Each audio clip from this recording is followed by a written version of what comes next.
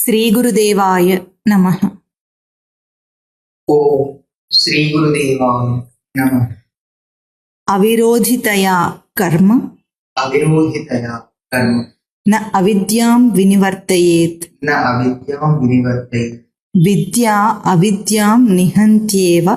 విద్యా అవిద్యా విద్యా విద్యా అవిద్యాం నిహంత్యేవ. అవిద్యాం నిహంత్యేత్. తేజస్తిమిర సంఘవత్. తేజస్తిమిరసంఘ. ఆత్మబోధలో ఈ శ్లోకాన్ని మననం చేయాలి. ఆత్మబోధ అంటే ఆత్మ యొక్క అవగాహన. సృష్టిలో జీవులందరూ కూడా సచ్చిదానంద స్వరూపులు. సచ్చిదానంద స్వరూపం కంటే ఇతరమైనది మత్తః పరతరం న అన్యత్ కించిదస్తి. నేను అన్న సచ్చిదానంద స్మృతి కంటే ఇతరమైన అంశము కించిత్ మాత్రం కూడా సృష్టిలో లేదు. అయినప్పటికీ గుర్తించిన ప్రాణి కూడా లేదు.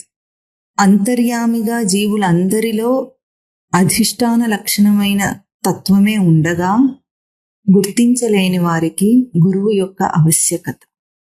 అందుకే కబీర్ దాస్ అన్నట్లు గురువు దైవం రెండూ ఉంటే ఎవరికి నమస్కారం చేస్తామని అడిగితే ఏమన్నాడు? గురువుకే నమస్కారం చేస్తాను. ఏ దైవాన్ని తనలోనే దర్శించడానికి తాను అశక్యుడు, ఆ దైవాన్ని గుర్తింపజేసిన దైవం గురువు. కనుక గురువు యొక్క ఆవశ్యకత, విశిష్టత సృష్టిలో అంత గొప్పది. అందుకే శంకరుల అవతారం అటువంటి విశిష్టమైనది.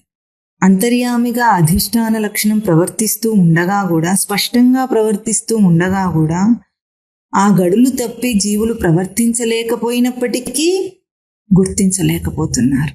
అంటే అధిష్టాన సచ్చిదానంద స్మృతి యొక్క ప్రయోగంతోనే జీవులందరూ ప్రవర్తిస్తున్నారు. ప్రతి అల్పమైన చేష్టలో, దుష్టమైన చేష్టలో, అన్నిట్లో కూడా ఆ అధిష్టాన సచ్చిదానంద స్వరూపపు ప్రయోగమే. కానీ వీడికి గుర్తింపు లేదు. మరి అంతర్యామి లోపల ఉండి గుర్తింపజేయాలి కదా, చేయలేకపోయాడా? అంటే గుర్తింపజేయటానికి ప్రతి క్షణము వెన్నంటి ఉంది లోపల తన తత్వం. కానీ గుర్తించు అని చెప్పించుకోవటం కూడా అవసరమే. అది గురువు చేసే పని. అది శంకరుల అవతార విశేషం.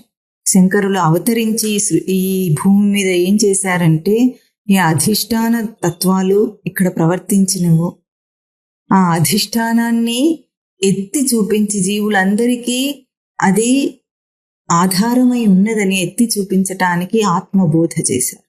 అంటే ఆత్మను గురించిన అవగాహన చేసుకునే బోధను అందించారు అద్వైత రూపంలో.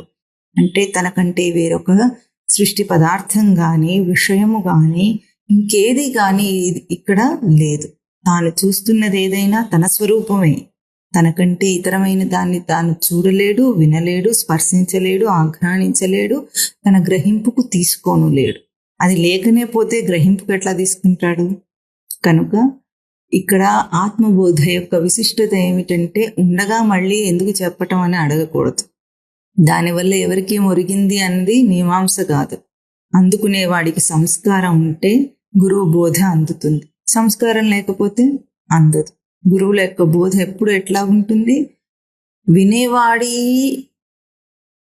అర్హతను అక్కడ కొలిచి ఒక్కొక్కరికి విడివిడిగా చెప్పటం కాకుండా ఎట్లా ఉంటుంది? ఒక బోధ చేస్తే అందులో ఏ సంస్కారం ఉన్న వాళ్ళు ఆయా రీతిలో దాన్ని అవగాహన చేసుకునేటట్లు. ఇప్పుడు ఎట్లాగంటే, ఉదాహరణకు ఒకే భగవద్గీత, భగవాను వాచ్ అయిన దాన్నే ఒక విశిష్టాద్వైతి ఎట్లా దాన్ని గ్రహిస్తారు, ఒక ద్వైత మతం వాళ్ళు ఎట్లా దాన్ని అవగాహన చేసుకుంటారు, ఒక అద్వైత అవగాహన ఉన్న వాళ్ళు ఎట్లా తీసుకుంటారంటే, అక్కడ ఉన్న శ్లోకాలన్నీ అవే, ఇవే శ్లోకాలను వాళ్ళు కూడా చెప్తారు వాళ్ళ రీతిలో. అంటే వాళ్ళ గ్రహింపుకు అందే రీతిలో, వాళ్ళ సంస్కార రీతిలో దాన్ని గ్రహిస్తున్నారు. ఇప్పుడు స్వామి చెప్పింది ద్వైతమా, అద్వైతమా, విశిష్టాద్వైతమా? ఆయన ఏది చెప్పలేదు. ఆయన శ్రీ భగవాను వాచ అని ఆయన బోధ ఆయన చేశారు. ఇక ఆ తర్వాత ఎవరేం చేసినా దాన్ని ఎట్లా తీసుకున్నా ఆయనకి ఏం సంబంధం లేదు. అట్లాగే శంకరుల అద్వైతం ఎవరికంతా అందింది అన్న దాంతో మీమాంస లేదు ఆయనకు. ఆయన అప్పటి కాలంలోని పాఖండ మతాలన్నింటినీ కూడా ఖండించుకుంటూ ఒక హిందూ ధర్మ సంస్థాపన చేశారని చెప్పాలి మనం. ఎందుకంటే ఇప్పుడున్న లోకం కంటే కూడా అప్పుడు శంకరుల కాలంలో ఉన్న లోకపు తీరు బాగా విచిత్రమైనది. ఇప్పుడు మనకు అసలు మతాలు అనేవి పుట్టడానికి అవకాశం లేదు. ఎందుకంటే అసలు మనుషుల్లో ఆస్తికత్వమే లేదు. ఇప్పుడు ఇన్ని రకాలుగా అవగాహన చేసుకోవడానికి ఆస్తికత్వమే లేదు. అందరూ నాస్తికులే తయారై ఉన్నారు. వాళ్ళ ఉనికి అన్న అంశమును ప్రస్తావన చేసి విచారణ చేసే సంస్కారం లేని వాళ్ళే ఇప్పుడున్న మనుషులందరూ కూడా. కనుక అప్పుడున్న కాలంలో ఆయన చేసిన దిగ్విజయ యాత్ర అన్నారు దాన్ని. ఎందుకంటే ఆయన 12 సంవత్సరాల వయసు నుండి 32 సంవత్సరాల వయసు దాకా ఈ అద్వైత ధర్మాన్ని స్థాపన చేసుకుంటూ వెళ్ళారు. ఎట్లాగంటే ఆసేతు హిమాచల పర్యంతం పాదయాత్ర చేసి ఈ 20 సంవత్సరాల్లో ఎంతో మందిని ఒక్కరిని కూడా వాళ్ళ మత అభిప్రాయాలను అక్కడ సత్యమని నిరూపించలేకుండా ఖండించారు. అంతటా శంకరులదే విజయం. అట్లా అద్వైత తత్వాన్ని స్థాపించి అనేకమైన గ్రంథాల రచన చేశారు. స్తోత్రములు, స్తవములు, గ్రంథాలు, ప్రకరణ గ్రంథాలు అన్నీ చేసి లోకానికి అద్వైతం అనే ఒక తత్వాన్ని పరిచయం చేశారు. ఆ తర్వాత దాన్ని ఎవరెవరు ఎంతగా అల్లుకుని ఎట్లా తీసుకున్నారు వాళ్ళ సంస్కారాన్ని బట్టి ఉంటుంది. కనుక ఆత్మబోధ యొక్క ఆవశ్యకత ఇక్కడ గురువు యొక్క ఆవశ్యకత.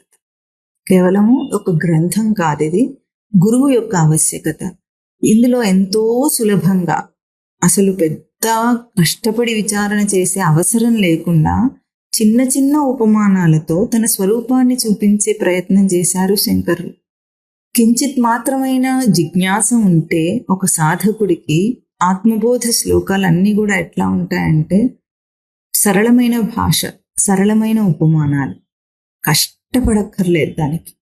తన చుట్టూ ఉన్న సృష్టిలోని జగత్ పదార్థాలన్నిటిలో కూడా ఏ పదార్థాలైతే నామరూపముల చేత అసత్యములో ఆ పదార్థాలు కూడా ఎట్లాగంటే అర్థం లేకుండా లేవు. మన చుట్టూ ఉన్న సృష్టిని అర్థం చేసుకుంటే ఒకసారి కేవలము సృష్టి అనేది తన మనఃకల్పితమే, పదార్థజాలంగా ఇక్కడ సత్యమేమీ లేదు. అయినా కళలో వలె ఒక కళ ఎట్లాగైతే కళ కూడా ఊహ మాత్రమే. అయినా ఒక కళ ఎట్లా ఉంటుంది, అర్థం ఉండదు. అందులో జరుగుతున్న సంఘటనకు ఒక తీరుతెన్ను ఉండదు. జీవుడి యొక్క ప్రవృత్తి, విషయ వాసనల ప్రభావంతో అది అర్థం పర్థం లేని దాని ఒక కథగా ఉంటుంది. కానీ సృష్టి, మనం చూస్తున్న ఈ సృష్టి, జగత్తు అని చెప్పబడుతున్న ఇది అట్లా అర్థం పర్థం లేకుండా లేదు. అపరాపరా ప్రకృతులు అన్నీ కూడా గడులు తప్పకుండా ఏ ఒక్కటి కూడా సృష్టి రచనను అధిగమించకుండా ఉన్నాయి ప్రాణులన్నీ కూడా. మరి ఇవన్నీ కూడా ఊహాకల్పితమే నిజానికి. అయినా తనలోంచే పుడుతున్న ఈ ఊహ కూడా ఇంత అర్థవంతమై తనకే విజ్ఞానాత్మకమై ఉండడానికి గల కారణం ఏమిటంటే ఇంత ఊహకు ఆధారమైనది తన ఉనికి. కనుక ఉనికి యొక్క తేజస్సు వల్ల ఈ సృష్టి అర్థవంతంగా ఉంది. అదే కళలో ఎట్లా ఉంటుంది, స్వప్నావస్థలో తన ప్రవృత్తి యొక్క ఆధారంగా వస్తుంది కనుక అది అర్థం పర్థం లేని ఒక సంఘటనగా ఉంటుంది కళ. కనుక ఈ సృష్టిని విజ్ఞానాత్మకంగానే దర్శనం చేయాలి, కానీ కేవలం ఊహ అని తీసి పారేసేది, కొట్టి పారేసేది కాదు. ఏ ఊహను కల్పించుకొని తాను భ్రాంతిలో ఉన్నాడో ఆ ఊహా జగత్తులోనే విజ్ఞానమును దర్శనం చేసి ఆ భ్రాంతి నుండి బయటపడతాడు జీవుడు. అట్లా ఉంది సృష్టి యొక్క రచన. కనుక సృష్టిని ఏ దృష్టితో చూస్తే ఆ సృష్టి కనిపిస్తుంది. యథా దృష్టి తథా సృష్టి అంటే విజ్ఞానం కొరకు సాధకుడు చూస్తే విజ్ఞానమే కనిపిస్తుంది, భోగం కోసం చూస్తే భోగమే కనిపిస్తుంది. కనుక ఈ ఆత్మబోధ అన్న గ్రంథం యొక్క విశిష్టత ఏమిటంటే సాధకుడికి బోధ అవసరం, తన స్వరూపం యొక్క అవగాహనకు బోధ అవసరం. ఇప్పుడు విచారణ చేత తన స్వరూపాన్ని కేవలం శ్లోకాల ఆధారంగా దర్శనం చేయడు. ఇక్కడ ఇంకొక సత్యం కూడా మనం గ్రహించవలసింది ఏమిటంటే సాధకుడు శ్లోకం చెప్పినంత మాత్రం చేత, అక్కడ ఉపమానం అర్థమైనంత మాత్రం చేత స్వరూపం ఏమీ అవగాహన కాదు. దర్శనం చేయాలంటే దానికి తన కృషి, అంటే తనలో తాను విచారణ చేసుకుని తనలో తాను దర్శనం చేసే ఒక తేజస్సును తాను అభ్యాసం చేయాలి. దీన్ని అభ్యాసం చేయాలా అంటే తనకు ఉన్నదే ఆ తేజస్సు, కానీ ఇప్పుడు మెరుగు పెట్టాలి. ఎట్లాగైతే ఇంత లోకంలో యుక్తుల చేత ఎట్లాగైతే తాను ఎన్ని మాటలు మాట్లాడతాడు, ఎన్ని ధర్మాలను కల్పించుకున్నాడు, ఈ జీవితం అంతా చిత్రీకృతం చేసుకుని ఎట్లా ఉందో, అన్ని యుక్తుల చేత అక్కడ ఈ జగత్తును, నాశవంతమైన జగత్తును కల్పించుకున్నవాడు అట్లా యుక్తి విచారణ చేత కాకుండా విజ్ఞాన విచారణ చేత ఎప్పుడైతే తనను దర్శనం చేయగలుగుతాడో, బయటిగా యుక్తులకు ప్రయోగించి ఇంత గొప్పను సాధించిన వీడు అది దిబ్బ అని తెలుసుకున్నప్పుడు, అది కేవలము నాశవంతమైంది, ఈ రోజుండి మారిపోతున్నదని తెలుసుకున్న వీడు ఎట్లా ఉంటాడు? దానికి ఆధారమైన తన స్వరూపాన్ని ఎప్పుడు విజ్ఞానాత్మకంగా దర్శనం చేసి విచారణ చేసుకుంటాడో అప్పుడే ఈ ఆత్మబోధ తనకు బోధ అవుతుంది. అంటే తన స్వరూపం తనకు అవగతం అవుతుంది. అంతదాకా ఇవి శ్లోకాలే. ఎందుకు? ఇవి కూడా ఒక ఆధారమే, గ్రహించటానికి ఆధారమే, అంతేగాని పూర్తి గ్రహింపు ఇవ్వలేవు. గ్రహింపు తనదే మళ్ళీ. కనుక ఇక్కడ ఈ ఆత్మబోధ శ్లోకాలను మనం మననం చేస్తూ దర్శనం చేసే ప్రయత్నం చేస్తున్నాం. దర్శనం చేయాలి అన్నది ప్రతి సాధకుడు బాగా తనకు శిరోధార్యంగా తీసుకోవాలి. ఇది తన దర్శనం కావాలి. బోధ చెప్పేవాడి బోధ కాకూడదు, అవగాహన చేసుకునే తన బోధ కావాలి. కనుక ఇక్కడ ఏమంటున్నారు ఇవాళ? పోయిన వారం ఏం చెప్పారంటే, జ్ఞానం వినా మోక్షోన సిద్ధ్యతి, అంటే అన్య సాధనేభ్యోహి. లోకంలో ఎన్నో సాధనలు ఉన్నాయి. అన్ని సాధనల ద్వారా తాను తన చిత్తాన్ని శుద్ధి చేసుకోగలడు, ఏర్పాటు చేసుకోగలడు. దేనికి? తన ఆత్మస్వరూప అవగాహనకు. అంటే పాత్రను ఏర్పాటు చేసుకోగలడు, కానీ ఆ పానీయం అది కాదు. ఆ సాధనములు పానీయం కావు. పానీయం ఎట్లా ఉంటుంది? కేవలం ఎరుకయే, జ్ఞానమే మోక్షానికి హేతు అని అక్కడ దాని యొక్క అధిష్టాన స్వరూపం, అంటే జ్ఞానం యొక్క అధిష్టాన స్వరూపమును ప్రతిష్ఠ చేశారు శంకరులు. అంటే భక్తి అయినా, కర్మ అయినా, జపమైనా, తపమైనా, ఇంకే రకమైన మోక్ష సాధనలు అనుకుని లోకంలో చేయబడుతున్నాయో అవన్నీ కూడా ఎట్లా ఉండాలి? వాటి చేత వస్తుందా రాదా కాదు, ఎరుక గుర్తించి చేయటం. కర్మ ఆచరణ ఎరుక గుర్తించి, యజ్ఞయాగాది కర్మల ఆచరణ ఎరుక గుర్తించి, అంటే అక్కడ ఏం సూచింపబడిందో అది గుర్తించుకుంటూ చేయటం. భక్తి అంటే ఎరుక గుర్తించి, మూఢంగా కాదు అని. అంటే గుడ్డెద్దు చేలోబడ్డ ఆచరణ కాకూడదు మనుషులకి. ఇది ముఖ్యంగా అక్కడ పోయిన శ్లోకంలో శంకరులు చెప్పింది. ఇక్కడ మళ్ళీ అటువంటి ఒక సందర్భాన్ని తీసుకొచ్చి ప్రస్తావన చేస్తున్నారు శంకరులు. అవిరోధితయా కర్మ న అవిద్యాం వినివర్తయేత్. కర్మ అవిద్యను తొలగించలేదట. విద్య అవిద్యాం నిహ్యంత్యేవ తేజస్తిమిర సంఘవత్ అని ఒక ఉపమానం చూపించి, విద్య మాత్రమే అవిద్యను తొలగించగలదు, నిహంత్యేవ, లేనిదిగా చేయగలదు. అని దానికి ఉపమానంగా ఏం చెప్పారు? తేజస్తిమిర సంఘవత్. అక్కడ ఏమిటి? తేజస్సు ఎట్లాగైతే, వెలుగు ఎట్లాగైతే చీకటినో అని. ఈ ఉపమానాన్ని పోయిన వారం మనం కొంత ప్రస్తావన చేసుకున్నాము. ఈ వారం మళ్ళీ కాస్త దాని మీద విచారణ చేద్దాం. ఎందుకు కర్మ అవిద్యను తొలగించలేదు అంటే ఇక్కడ ఒక పదం చూపించారు, అవిరోధితయా అని. విరోధం లేదట కర్మకు. కర్మకు అవిద్య యందు విరోధం లేదు, అందుకని అది తొలగించదు. ఉదాహరణకు మనకు అజీర్ణం చేసింది అనుకోండి, కడుపులో అజీర్ణం చేసింది. మనమేమో మన దగ్గర ఏం మందులు ఉన్నాయంటే నొప్పి తగ్గించే మాత్రలు ఉన్నాయి, అవి వేసేసుకున్నాం అనుకోండి, అజీర్ణ రోగం తగ్గుతుందా? తలనొప్పికి ఏ మందు వేసుకోవాలో ఆ మందు ఉంది. ఏదో ఒక మందు, ఒక రోగం ఒక మందు అని వేసేసుకుంటే అజీర్ణం తగ్గుతుందా? తగ్గదు. ఎందుకు? నొప్పి తగ్గించే మాత్ర ఇక్కడ అజీర్ణానికి విరోధి కాదు, దాన్ని తగ్గించలేదు.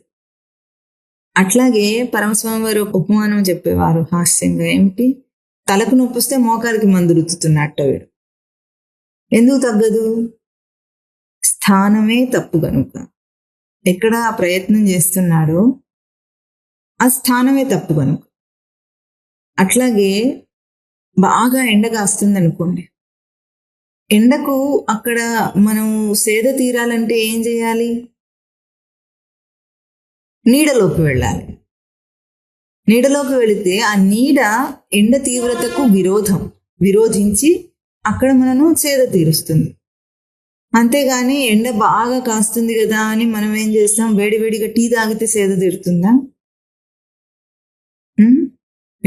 ఎండ తాపానికి దాహంగా ఉంది, వేడివేడిగా టీ తాగంటే ఏమంటాడు ఎవడైనా?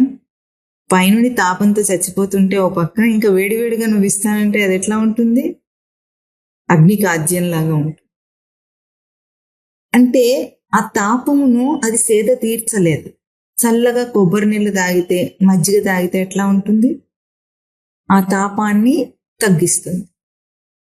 ఎందుకు అంటే విరోధ న్యాయం అన్నారు దీన్ని. లోకంలో అన్నిటికీ కూడా ఇటువంటి న్యాయాలు మనకు బాగా తెలుసు. మనకు తెలియదు. ఆకలేస్తుంటే సినిమా చూస్తాడు ఎవడైనా? తిండి తింటాడా? అమ్మ ఆకలేస్తుందని వచ్చింది, కాసేపు సినిమా చూడు అంటుంది అమ్మ. కాసేపు చదువుకు ఆకలి తీరిపోతుందని అంటుందా? అనదు.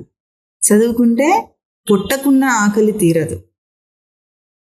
అట్లాగే దేనికి ఏది విరుగుడో విరోధియో దాని యొక్క ప్రయోగం చేస్తే అది పోతుంది. ఆ ఉపమానం ఇక్కడ ఏం చెప్తున్నారు? తేజస్ తిమిర సంఘవత్. అంటే తిమిరం అంటే చీకటి. చీకటి తొలగాలంటే చీకటిగా ఉన్న గదిలోకి వెళ్ళి సర్ఫేస్ కడిగామనుకోండి, వెలుతురు వచ్చేస్తుందా? చీకటి పోతుందా? పోదు. మురికిపోతుంది, చీకటి పోదు. ఫ్యాన్ వేసుకున్నాం అనుకోండి చీకటిగా ఉన్న గదిలోకి వెళ్ళి, అప్పుడు ఏమైనా చీకటి పోతుందా? పోదు. ఏం చేస్తే పోతుంది? దీపం వెలిగిస్తే గాని చీకటి పోదు. అంటే చీకటికి విరోధి వెలుగు. ఇక్కడ విరోధి అనటంలో కూడా ఇంకా ఈ ఉపమానం ఇంకా గొప్పగా ఏం చెబుతుందంటే, వెలుగు యొక్క లేమియే చీకటికి స్వరూపం గాని చీకటికి ఇదమిత్తం అనే రూపం లేదు. వెలుగు వెలిగించినంత మాత్రం చేత, దీపం వెలిగించినంత మాత్రం చేత అది చీకటిని పంపించేయాలంటే చీకటి వేరొక ఇంకొక అంశంగా అక్కడ లేదు. వెలుగు యొక్క లేమియే. దీపం వెలిగిందంటే చీకటి పోయిందనే అర్థం దానికి. ఇక్కడ చెప్పటానికి ఇంకా గూఢమైన అర్థం ఈ ఉపమానంలో ఏమిటంటే, మనం మననం చేసిన ఉపమానాల కంటే కూడా చీకటికి తన స్వతసిద్ధ స్వరూపం లేదు, అట్లాగే అవిద్యకు స్వరూపం లేదని చెప్పటం ఇక్కడ ముఖ్యమైన అంశం. ఎందుకంటే బాగా గుర్తించాలి, ఉపమానం చెప్పటంలో ఎంత విజ్ఞానాన్ని అక్కడ ప్రయోగిస్తున్నారు. కేవలం వెలుగు వెలిగించినంత మాత్రం చేత చీకటి పోయింది అంటే ఎక్కడి నుండి వచ్చింది, ఎక్కడికి పోయింది? చీకటి ఎక్కడికి పోయింది? వీళ్ళ మూలన దాక్కుందా? దాక్కోలేదు. ఎందుకు? దానికి తన సొంత స్వరూపమే లేదు కనుక అవిద్య అంటే ఏమిటి అని అర్థం చేసుకోవటానికి ఈ ఉపమానం అక్కడ బాగా అవిద్య యొక్క స్వరూపం అర్థం చేసుకోవటానికి మనకు బాగా ఉపకరిస్తుంది. ఇక్కడ కర్మ అవిద్యను తొలగించలేదు అనటంలో అర్థం ఏమిటంటే, కర్మ పనికిరాదని, కర్మ చేయకూడదని చెప్పలేదు అక్కడ. సూటిగా కర్మకు విరోధం లేదు అవిద్య వల్ల. అర్థం చేసుకుందాం చూడండి. కర్మ అంటే లోకంలో కర్మకు అనేకమైన గ్రహింపులు, అవగాహనలు ఉన్నాయి. కర్మ శబ్దాన్ని ఎట్లా అర్థం చేసుకుంటారో, యజ్ఞయాగాది క్రతువులు కర్మ, చేసే పనులు కర్మ అంటాడు. బయట చేసే లౌకికమైన పనులన్నీ కర్మ అని వాడేస్తున్నారు ఆ పదం చేత. యజ్ఞయాగాది క్రతువులను కర్మ అని చెప్తున్నారు. అట్లా కాకుండా భగవద్గీత ప్రకారంగా కర్మకు నిర్వచనమే వేరు. భూత భావోద్భవకర విసర్గ కర్మ సంజ్ఞిత అని నిర్వచనం చెప్పారు. అంటే కర్మ శబ్దాన్ని అర్థం చేసుకోవటంలో ఇక్కడ ఒక విశాలమైన అర్థాలలో కర్మ అవగాహన అవుతుంది ఒక్కొక్కరికి. ఈ కర్మలన్నిటినీ ఒక్కొక్క దాన్ని మనం అర్థం చేసుకుంటే అవిద్యను ఎందుకు ముందు అవిద్య అన్న పదాన్ని ఇక్కడ కర్మ అవిద్య విద్య ఈ మూడింటిని అర్థం చేసుకుంటే అక్కడ ఆయన చెబుతున్న తాత్పర్యం మనకు అర్థమవుతుంది. దేన్ని విరోధించటం లేదు, ఆయన తీసి కొట్టి పారేయటం లేదు. అది ముందుగా సాధకులు దృష్టిలో పెట్టుకోవాలి. కర్మ చేయనవసరం లేదు అని ఆయన చెప్పలేదు అక్కడ. ఇక్కడ లౌకికంగా ఎవరైనా ఏదైనా పని చేస్తున్నారు, ఆ పని దేని చేత చేస్తూ ఉంటారు? ఇంద్రియముల చేత. అంటే మన ఇంద్రియముల చేత మనం బయట పనులన్నీ చేస్తున్నాం. ఆ ఇంద్రియముల చేత చేస్తున్న ఆ పనినే మనం కర్మ అని, బయట ఏదో క్రియారూపంలో జరుగుతున్న దాన్ని కర్మ అని మాట్లాడేస్తున్నాం.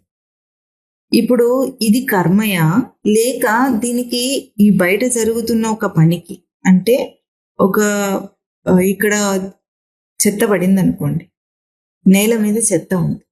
ఇప్పుడు ఒక చీపురు తీసుకుని దాన్ని ఊడుస్తున్నాం, అంటే ఆ దుమ్ముని ఒకవైపు నెడుతున్నాం. ఈ నెడుతున్నప్పుడు చీపురు పనిచేస్తుంది అక్కడ. అదొక పని, మనం చేస్తున్న పని, అది బయట లోకంలో చేస్తున్న పని. ఇప్పుడు చీపురుతో దుమ్ము నెట్టడం అనే పనిలో కర్మ అన్న అంశం దేనికి వర్తిస్తుంది? అది దుమ్ముతో సంబంధపడిందా, చీపురుతోనా, చేయితోనా, చేయిని కదిలిస్తున్న చైతన్యంతోనా, చేయిని ఎట్లా కదిలిస్తుందో దాన్ని అక్కడ నియంత్రిస్తున్న బుద్ధితోనా, ఆ బుద్ధికి అధిష్టానమైన చైతన్యంతోనా? ఇప్పుడు కర్మ అన్న అంశం దేనితో సంబంధపడింది అక్కడ? కేవలం దుమ్ముని నెట్టడం, అది ఒక పని, క్రియగా మనం మాట్లాడుతున్నాం. ఆ పని ఏమవుతుందంటే ఈరోజు మనం ఈ పనిని ఆచరిస్తున్నాం, ఆ పని కాసేపు అయితే ఆ పని ఉండదు, అక్కడ మళ్ళీ దుమ్ము పడుతుంది. చేసిన పని పోయింది, అది కాలంలో వెళ్ళిపోయింది, పోగా మళ్ళీ దుమ్ము పడుతుంది, మళ్ళీ ఆ పని చేయవలసి వస్తుంది. అంటే ఆ పనికి ఒక పొందిక లేదు, ఆ పనిలో మనం పొందింది ఏమీ లేదు, కేవలం దుమ్ము చీపురు నేలతో మాట్లాడితే. కానీ ఇంకొకటి ఇక్కడ దాన్ని చీపురును కదిలించే చేయితో మాట్లాడుతున్నాం అందాం.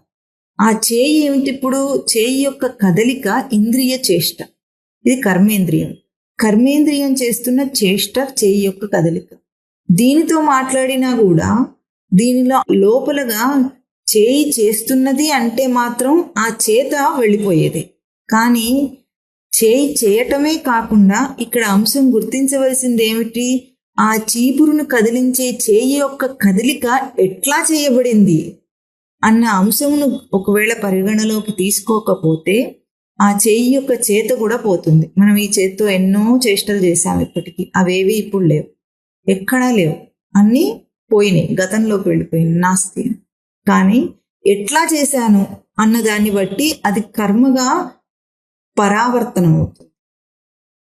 ఎట్లా అవుతుందో ఈ ఈ తాత్పర్యమును చెప్పడానికే స్వామి భగవద్గీతలో కర్మ శబ్దానికి 3 పదాలు వాడారు.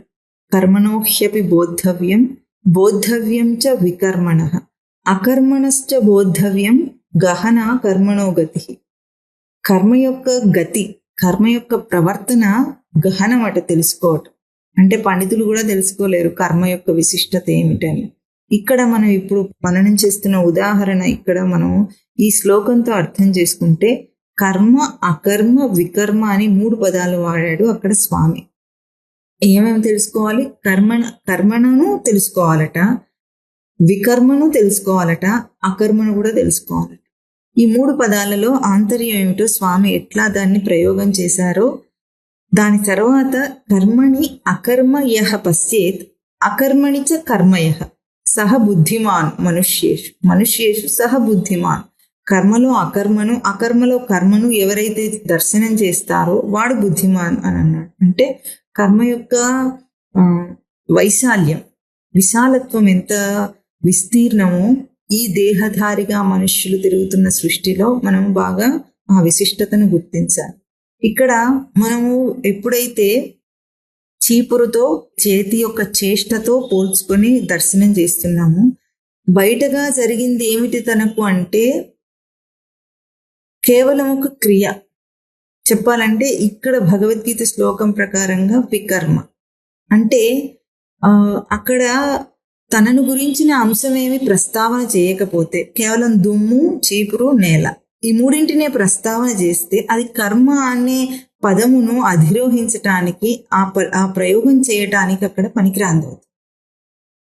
అది ఎట్లా ఉంటుంది? గతం నాస్తి. చేసిన చేష్టలన్నీ ఏమైనాయి?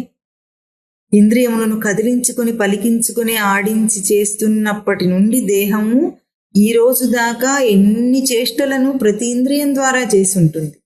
కాళ్లతో ఎన్ని పనులు చేసింది, చేతులతో ఎన్ని పనులు చేసింది, చెవులతో ఎన్ని శబ్దాలు విన్నది, కంటితో ఎన్ని దృశ్యములను చూసింది, ఎన్ని పనులు చేసింది. అవి ఏవి ఇప్పుడు లేవు, మన దగ్గర ఏ రూపంలోనూ లేవు అవి.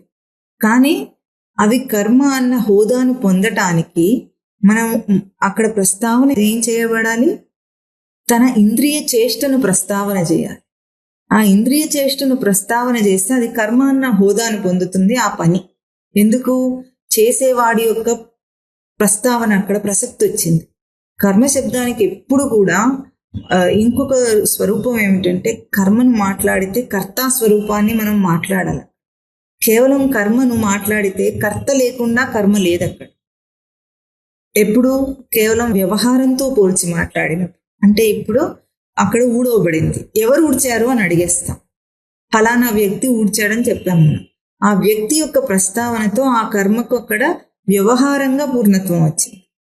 ఇది అప్పుడు ఏమవుతుందంటే అక్కడ వ్యావహారిక కర్మగా అది పోయింది. ఇక్కడ చేసేవాడి ప్రస్తావన ఉంది, అప్పుడు అది వికర్మ కాకుండా కర్మయే అయింది. కానీ అది ఈ చేసేవాడి ప్రస్తావన ఏ రూపంలో ఉంది? ఇక్కడ వాడి చైతన్య రూపంలో కాదు, వ్యక్తిగత రూపంలో గుర్తించి ఎవరు అన్న ఒక వ్యక్తిగత రూపాన్ని మాట్లాడేసాం. అంటే కర్తా స్వరూపాన్ని వ్యక్తిగతం చేసాం అన్నమాట. అంటే ఒక మనిషి చేశాడు అని మాట్లాడేసాం మనం. ఆ మనిషి చేశాడని మాట్లాడినప్పుడు ఏ మనిషి, ఎటువంటి వాడు, ఇవన్నీ అంశములు దానికి అల్లుకొని వచ్చేస్తాయి.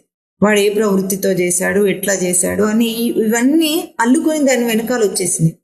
ఇప్పుడు ఎప్పుడైతే ఇంకా లోతుగా ఆ చేసేవాడి యొక్క చేత, ఆ చేష్ట ఎటువంటి బుద్ధితో అక్కడ చేయబడింది అని ఎప్పుడైతే అభౌతిక అంశమును మనం ప్రస్తావన చేస్తామో, ఆ కర్మకు ఒక అభౌతిక రూపాన్ని ఇస్తున్నాం. అంటే కాలంలో గతంలోకి వెళ్ళిపోయే రూపం కాకుండా ఆ అభౌతిక ప్రస్తావన అక్కడ వస్తుంది. అంటే సృష్టిలో ఏ అభౌతిక ప్రక్రియను మనం అందరము ప్రయోగించి ప్రతి క్షణం కూడా తన ఉనికిని గుర్తించే ప్రయత్నం చేస్తున్నాము, ఆ అంశంలోకి వచ్చాము. ఇప్పుడు చేసేవాడి బుద్ధిని మనము ప్రస్తావనలోకి తీసుకొచ్చాము. ఆ వెంటనే ఏమైంది? పూర్ణంగా అది కర్మస్థానాన్ని అధిరోహించింది. కర్మ అన్న హోదా దానికి వచ్చింది. ఇప్పుడు తర్వాత చేసేవాడు సత్వగుణంగా చేశాడా, సత్వగుణ బుద్ధితో ఆ చేతిని ఆడించి చేష్ట చేసి ఆ పని చేశాడా, రజోగుణంతో చేశాడా, తమో గుణంతో చేశాడా అన్న 3 ప్రస్తావనలు వస్తున్నాయి కర్మకు. వచ్చినప్పుడు ఇది ఎట్లా ఉంటుంది? ఆ స్థానము విచారణ కోసం మనం తీసుకుంటున్నాం దాన్ని. అంటే ఎవరెవరు ఎట్లా దాన్ని ప్రయోగం చేస్తున్నారో ఆ ప్రయోగంలో తన ఉనికి, తనకు దుడుకుగా ఉనికిని గుర్తించటం, సత్వగుణంలో ఉనికిని గుర్తించటం, లేదా తమో గుణంలో గుర్తించటం, అస్పష్టంగా గుర్తించటం, ఇవన్నీ అంశంలో అక్కడ వస్తున్నాయి. అయితే ఈ కర్మ అంశంకు స్వామి చూపించిన అకర్మ అన్న ఇంకొక స్థితి చూపించారు. అకర్మ అంటే కర్మ కానిదని అర్థం కాదు. అకర్మ అంటే ఏ కర్తా స్వరూపాన్ని వెతికి మనం మాట్లాడాము, ఆ కర్తా స్వరూపము ఒక వ్యక్తిగత రూపంలో కాకుండా ఆ బుద్ధిని ప్రయోగించిన వాడికి ఆ బుద్ధి యొక్క నిజ తేజస్సు ఏమిటి అన్న ప్రస్తావన ఇక్కడ వస్తుంది. అంటే ఏ ఉనికిని చైతన్యవంతం చేసుకుంటే తాను బుద్ధికి ఆ తేజస్సునిచ్చి, బుద్ధి ద్వారా ఆ చేష్ట ఇంద్రియములకు ఆ తేజస్సునిచ్చి చేష్ట చేయించాడో ఆ చైతన్యాన్ని ప్రస్తావన చేస్తున్నా. అంటే తను ఏం చేశాడు? చైతన్యం యొక్క ప్రయోగమే చేశాడు, కానీ తాను ఇంకొక పని చేయలేదు అక్కడ. ఇది ఎప్పుడు గుర్తింపబడుతుందో అది అకర్మ అవుతుంది. అంటే చేసినప్పటికీ వాడు చేయని వాడే. ఎందుకు? అక్కడ చైతన్యంను ప్రయోగం చేస్తున్నాను అని దర్శనం చేసిన వాడికి బుద్ధిలో దాన్ని త్రిగుణాత్మకంగా తీసుకొస్తున్నానన్న ధ్యాస లేదు. చేతి ద్వారా నేను ఈ పని చేస్తున్నానన్న కర్తృత్వం లేదు. అక్కడ బయట నేను చెత్త ఊడ్చి దాన్ని ఎంతో పని చేశానన్న భారం లేదు. ఇవేవి లేవు వాడికి. అంటే కర్తా స్వరూపాన్ని అతిక్రమించిన ఒక తన స్వస్వరూప అవగాహనే ఉంది, కానీ అక్కడ కర్మను అకర్మ చేసుకున్న తన బుద్ధి వివేకం అంటాం, దీన్ని దర్శనం అంటున్నాం. ఇది ఎప్పుడైతే అభ్యాసం చేస్తాడో ఆ కర్మ అవిద్యను తొలగించగలదు. అంటే ఇక్కడ శంకరులు చూపించింది ఏ కర్మ అంటే, లోకంలో అందరూ అనుకుంటున్నది ఏమిటంటే ఇంద్రియముల ద్వారా చేస్తున్న కర్మలన్నిటినీ వాళ్ళు కర్మలు అనుకుంటున్నారు కనుక ఇక్కడ అవిద్య విద్య అన్న పదము మనం మననం చేసిన ఉపమానంలో ఎక్కడొస్తుందో దాన్ని ఇప్పుడు ప్రస్తావన చేద్దాం. మనం అవిద్య అంటే తెలియనితనం. ఏం తెలియకపోతే అవిద్య అవుతుంది? లోకంలో సూర్యుడు ఎటువైపు ఉదయిస్తాడు తెలియకపోతే అవిద్య అవుతుందా? సూర్యుడు తూర్పున ఉదయించును, పడమట అస్తమించును. ఇది తెలిసినంత మాత్రాన వీడు విద్యావంతుడు అవుతాడా? తెలియకపోతే అవిద్య అవుతుందా? కాదు. ఇది ఏమిటంటే లౌకికమైన ఒక జ్ఞానం అనాలి, లౌకిక పరిజ్ఞానం అంటే సరిపోతుంది. ఎందుకు? ఇది అబద్ధమైనా సరే మనం నేర్పిస్తే మనం ఇది సత్యంగా అక్కడ ప్రయోగం చేసుకుంటూ ఉంటాం. ఇది తెలియకపోతే వీడిని లౌకిక పరిజ్ఞానం లేదు, తెలివి లేని వాడు అనొచ్చు అక్కడ లౌకికంగా.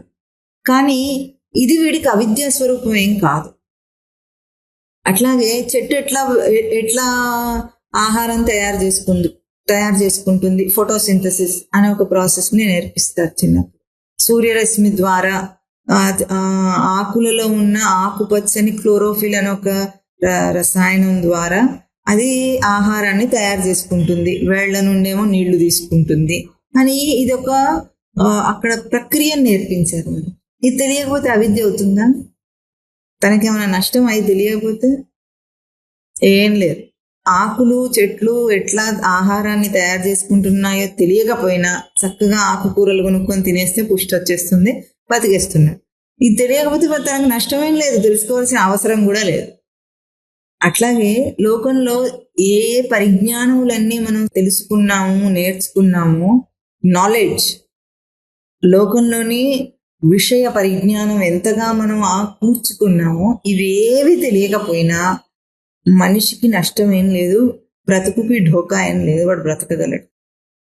మన దైహిక ప్రక్రియలోనే ఎన్ని ప్రక్రియలు జరుగుతున్నాయో మనకి ఏమి తెలియవు. మనం బ్రతుకుతున్నామా లేదా? కన్ను ఎట్లా పనిచేస్తుందో మనకు తెలియదు, చూస్తున్నాను చక్కగా. చెవి ఎట్లా పనిచేస్తుందో తెలియదు, వింటున్నాను చక్కగా. ముక్కు వాసన ఎట్లా చూడగలుగుతుందో మనకు తెలియదు, చక్కగా వాసనలన్నీ తెలుస్తున్నాయి. నోటికి ఆ రుచి మొగ్గలు నాలుక మీద ఎట్లా పనిచేస్తున్నాయో మనకేం తెలియదు. అన్ని రుచులను అనుభవిస్తున్నాము, ఆనందిస్తున్నాము, ఆస్వాదిస్తున్నాం. అట్లాగే శబ్దం ఎట్లా ఉత్పన్నం అవుతుందో మనకేం తెలియదు, అయినా మనం మాట్లాడుతున్నాం. కాళ్ళు చేతుల్లో ఈ కండరాలన్నీ ఎట్లా పనిచేస్తున్నాయో, ఈ జాయింట్స్ అన్నీ కూడా ఎట్లా ఉన్నాయో ఇవేవి మనకేం తెలియవు, అయినా మనం బాగానే చేతులు కాళ్ళను ఆడించి పనిచేసుకుంటున్నాం. లోపల జీర్ణకోశం ఎట్లా పనిచేస్తుందో మనకేం తెలియదు, అయినా మనం బాగానే బ్రతుకుతున్నాం. మూత్రపిండాలు ఎట్లా పనిచేస్తాయో మనకు తెలియదు, అయినా మనం బాగానే ఉన్నాము, మలమూత్ర విసర్జన చేసుకుంటున్నాము. శ్వాసకోశం అంటే లంగ్స్ ఎట్లా పనిచేస్తాయో మనకు తెలియదు, అయినా మనం చక్కగా ఊపిరి పీలుస్తున్నాము, ఆక్సిజన్నే పీల్చుకుంటున్నాము, కార్బన్ డైఆక్సైడ్నే వదిలేస్తున్నాము. గుండె ఎట్లా పనిచేస్తుందో అసలేం తెలియదు, అయినా సరే చక్కగా అది కొట్టుకుంటోంది, లబ్డబ్ లబ్డబ్ అంటోంది, శుద్ధమైన రక్తం పంపిణీ చేస్తుంది, ఆ శుద్ధమైన రక్తాన్ని తీసి మళ్ళీ శుద్ధి చేయడానికి పంపించేస్తుంది. ఇవన్నీ ఏవి తెలియకపోయినా ఎంతో హాయిగా చక్కగా ఏ లోటు లేకుండా జీవితం గడుస్తుంది. తన దేహం మీద ఇంత అజ్ఞానమైనా ఏం పర్వాలేదు, మరేం పర్వాలేదట, ఏం కాదు. లోకం మీద ఎక్కడ సూర్యచంద్రుల గమనం గురించి కానీ, నక్షత్రముల తీరుతెన్నుల గురించి కానీ ఏం తెలియకపోయినా సరే, ఏమైనా గ్రహములన్నీ ఎట్లా తిరుగుతున్నాయో, ఏమవుతుందో, పాలపుంతలో ఏమవుతుందో ఇదేం తెలియకపోయినా మనకేం నష్టమేం లేదు. ఋతువుల క్రమం తెలియకపోయినా మనకేం నష్టమేం లేదు, సంవత్సరాల పేర్లు తెలియకపోయినా మనకేం నష్టమేం లేదు, మాసముల పేర్లు తెలియకపోయినా నష్టమేం లేదు. ఇవన్నీ అవిద్య కాదు, లౌకిక పరిజ్ఞానం లేకపోవటం. అంటారు. దీనివల్ల మనిషికి వచ్చిన లోటేమీ లేదు, ఏమీ తెలియకపోయినా లోటేం లేదు. కానీ అవిద్య అన్న పదం ఎక్కడ అక్కడ అప్లై అవుతుందో, ఎక్కడ ప్రస్తావనకు వస్తుందంటే తనే తనకు తెలియకపోతే నష్టం ఉందా ఏమైనా? లేదా? ఇక్కడ కూడా నష్టం ఏం లేదంటాడు సామాన్యుడు. పిలిస్తే ఏమైంది ఇప్పుడు, నాకు నేను తెలియకపోతే ఏమైంది, నేను బతకడం లేదు అంటాడు. ఇక్కడ వచ్చింది. బ్రతుకుతున్నావు, నీ బ్రతుకుకు గమ్యము చావు అవుతోంది. నీకు నువ్వు తెలియనంత మాత్రం చేత బ్రతుకుకు గమ్యము చావు అవుతోంది. మళ్ళీ ఏమవుతోంది? మళ్ళీ పుడుతున్నాడు, మళ్ళీ చూస్తున్నాడు. పునరపి జననం, పునరపి మరణం. వాట్స్ ది ప్రాబ్లం అంటున్నాడు ఒకానొక సామాన్యుడు. ఏం ప్రాబ్లం ఏం లేదు. అయితే ఈ మధ్యలో, పుట్టి చచ్చే మధ్యలో బాధను అనుభవిస్తున్నాను అంటున్నాడు. ఈ బాధను అనుభవించేదాకా వాడికి ఏం ప్రాబ్లం ఏం లేదు. అట్లాగే పుడుతుంటాడు, చేస్తుంటాడు చక్కగా. పంది జన్మలో పందిగా మనకు నారదుల వారి కథ ఉన్నట్లుగా పంది జన్మలో పందిగా సుఖంగా ఉంటాడు. నష్టమేం లేదు ఇక్కడ కూడా. అయితే ఎప్పుడు మనకు ఇది ప్రస్తావనకు వస్తుందంటే ఈ బాధ నశాలను కంటుతుంది ఒక రోజున వాడి. ఏమిటి జీవితం, ఈ పుట్టుకేమిటి, చావేమిటి, ఏమిటి కష్టాలు ఏమిటి, నేను ఎందుకు అనుభవించాలి? ఈ బాధ ఎప్పుడైతే వాడికి కొద్దిగా అయినా చీమ కుట్టినట్టు ఉంటుందో అప్పుడు వస్తాడు అధ్యాత్మ విద్యకు, ఆత్మబోధ వినటానికి. అంతవరకు ఈ నష్టం ఏం లేదు ఇవన్నిటికీ. ఎందుకు? అవిద్య కూడా వీడికి ఎట్లా ఉంటుంది? అవిద్యాయామంతరే వర్తమానాః స్వయం ధీరాః పండితం మన్యమానాః తంద్రమ్యమానాః పరయంతి మూఢాః అంధేనైవ నీయమానాః యథా అంధాః. లోకం తీరు ఎట్లా ఉంది? ఒక గుడ్డివాడి దారి చూపిస్తుంటే గుడ్డి వాళ్ళందరూ వాడిని అనుసరిస్తున్నారు. అయిపోయింది. అవిద్యాయామంతరే వర్తమానాః, అవిద్యలోనే మునిగి తేలుతూ స్వయం ధీరాః పండితం మన్యమానాః, లోకంలో ఇందాక మనం తెలుసుకునే లౌకిక పరిజ్ఞానాన్నంతా తెలుసుకుని వీడే చాలా గొప్పవాడని అనేసుకుని తనను తాను తెలియకుండా లోకంలో ఉన్న వాటన్నిటినీ తెలుసుకున్నానని అనుకుని పండితుడు అనుకుంటున్నాడు. వీడు అనుకొని దంద్రమ్యమానాః, అందులోనే కొట్టుకొని చేస్తున్నాడు. వీడినే మూఢాః అన్నారు. పరయంతి మూఢాః, అందులోనే తిరగాడుతున్నాడు. అదే చక్రంలో తిరగాడుతున్నాడు. వీడి జీవితం ఏమిటి? ఆ లోకంలో అందరి జీవితం ఎట్లా? అంధేనైవ నీయమానాః యథా అంధాః. గుడ్డివాడు ఎట్లాగైతే దారి చూపిస్తుంటే అదే కరెక్ట్ అనుకొని వీడు వెళ్ళిపోతూ ఉంటాడు అందులో. ఇంకా వీడికి ఎప్పటికీ సందేహం కూడా రాదు. ఆ గుడ్డివాడు వెళ్ళి లోయలో దూకినా సరే వీడు కూడా నేను అందులోనే దూకుతానంటాడు. సమస్య ఏం లేదు ఇక్కడ. సమస్య ఎప్పుడు మొదలవుతుందంటే ఇది కష్టం అని గుర్తించిన వాడికి సమస్య మొదలవుతుంది. గుర్తించకపోతే ఎట్లా ఉంటుందంటే ఆత్మబోధ శంకరులు కాదు కదా, సాక్షాత్తు రాముడు కృష్ణుడు దిగి వచ్చి ఇక్కడ అంతా చూపించినప్పటికీ కూడా ఎవరికి అందలేదు. కనుక అవిద్య యొక్క రూపం అర్థం కావాలంటేనే ముందు మనిషికి చాలా సంస్కారం ఉండాలి. ఆ సంస్కారం లేకపోతే ఆ విద్య కూడా అర్థం కాదు. అంటే ఆ అవిద్య యొక్క బాధను అనుభవించడం, తనకు తాను తెలియనందువల్ల తనకు కలుగుతున్న నష్టాన్ని గుర్తించటం, ఇదే ఒక గొప్ప మలుపు సాధకుని జీవుడి జీవితం. సాధకుడిగా తాను మరలటానికి గొప్ప మలుపు. చీకటి గుహలో బ్రతుకుతున్న పాముకు వెలుగు అవసరమే లేదు, అది కోరదశ. అట్లాగే చీకటిలో మ్రగ్గుతున్న వాడికి, అవిద్యలో మ్రగ్గుతున్నవాడు ఎప్పుడు విద్యని కోరడు. వాడికి సంతోషంగానే ఉంది, హాయిగానే ఉంది. ఆ గుడ్డిలోనే పుట్టుకుంటున్నాడు. ఆ గుడ్డితనంతోనే అందరూ అక్కడ చెప్పాలంటే కాలక్షేపం చేస్తున్నారు, పుట్టి చచ్చిపోతున్నారు. అంతే, పుట్టి చచ్చిపోతున్నారు. ఎప్పుడైతే దీనికంటే విలక్షణంగా ఈ పుట్టుక చావుల మధ్యలో ఉన్న ఆ బాధ, బాధ తెలుస్తుందో అప్పుడు అవిద్య యొక్క ప్రస్తావన వస్తుంది.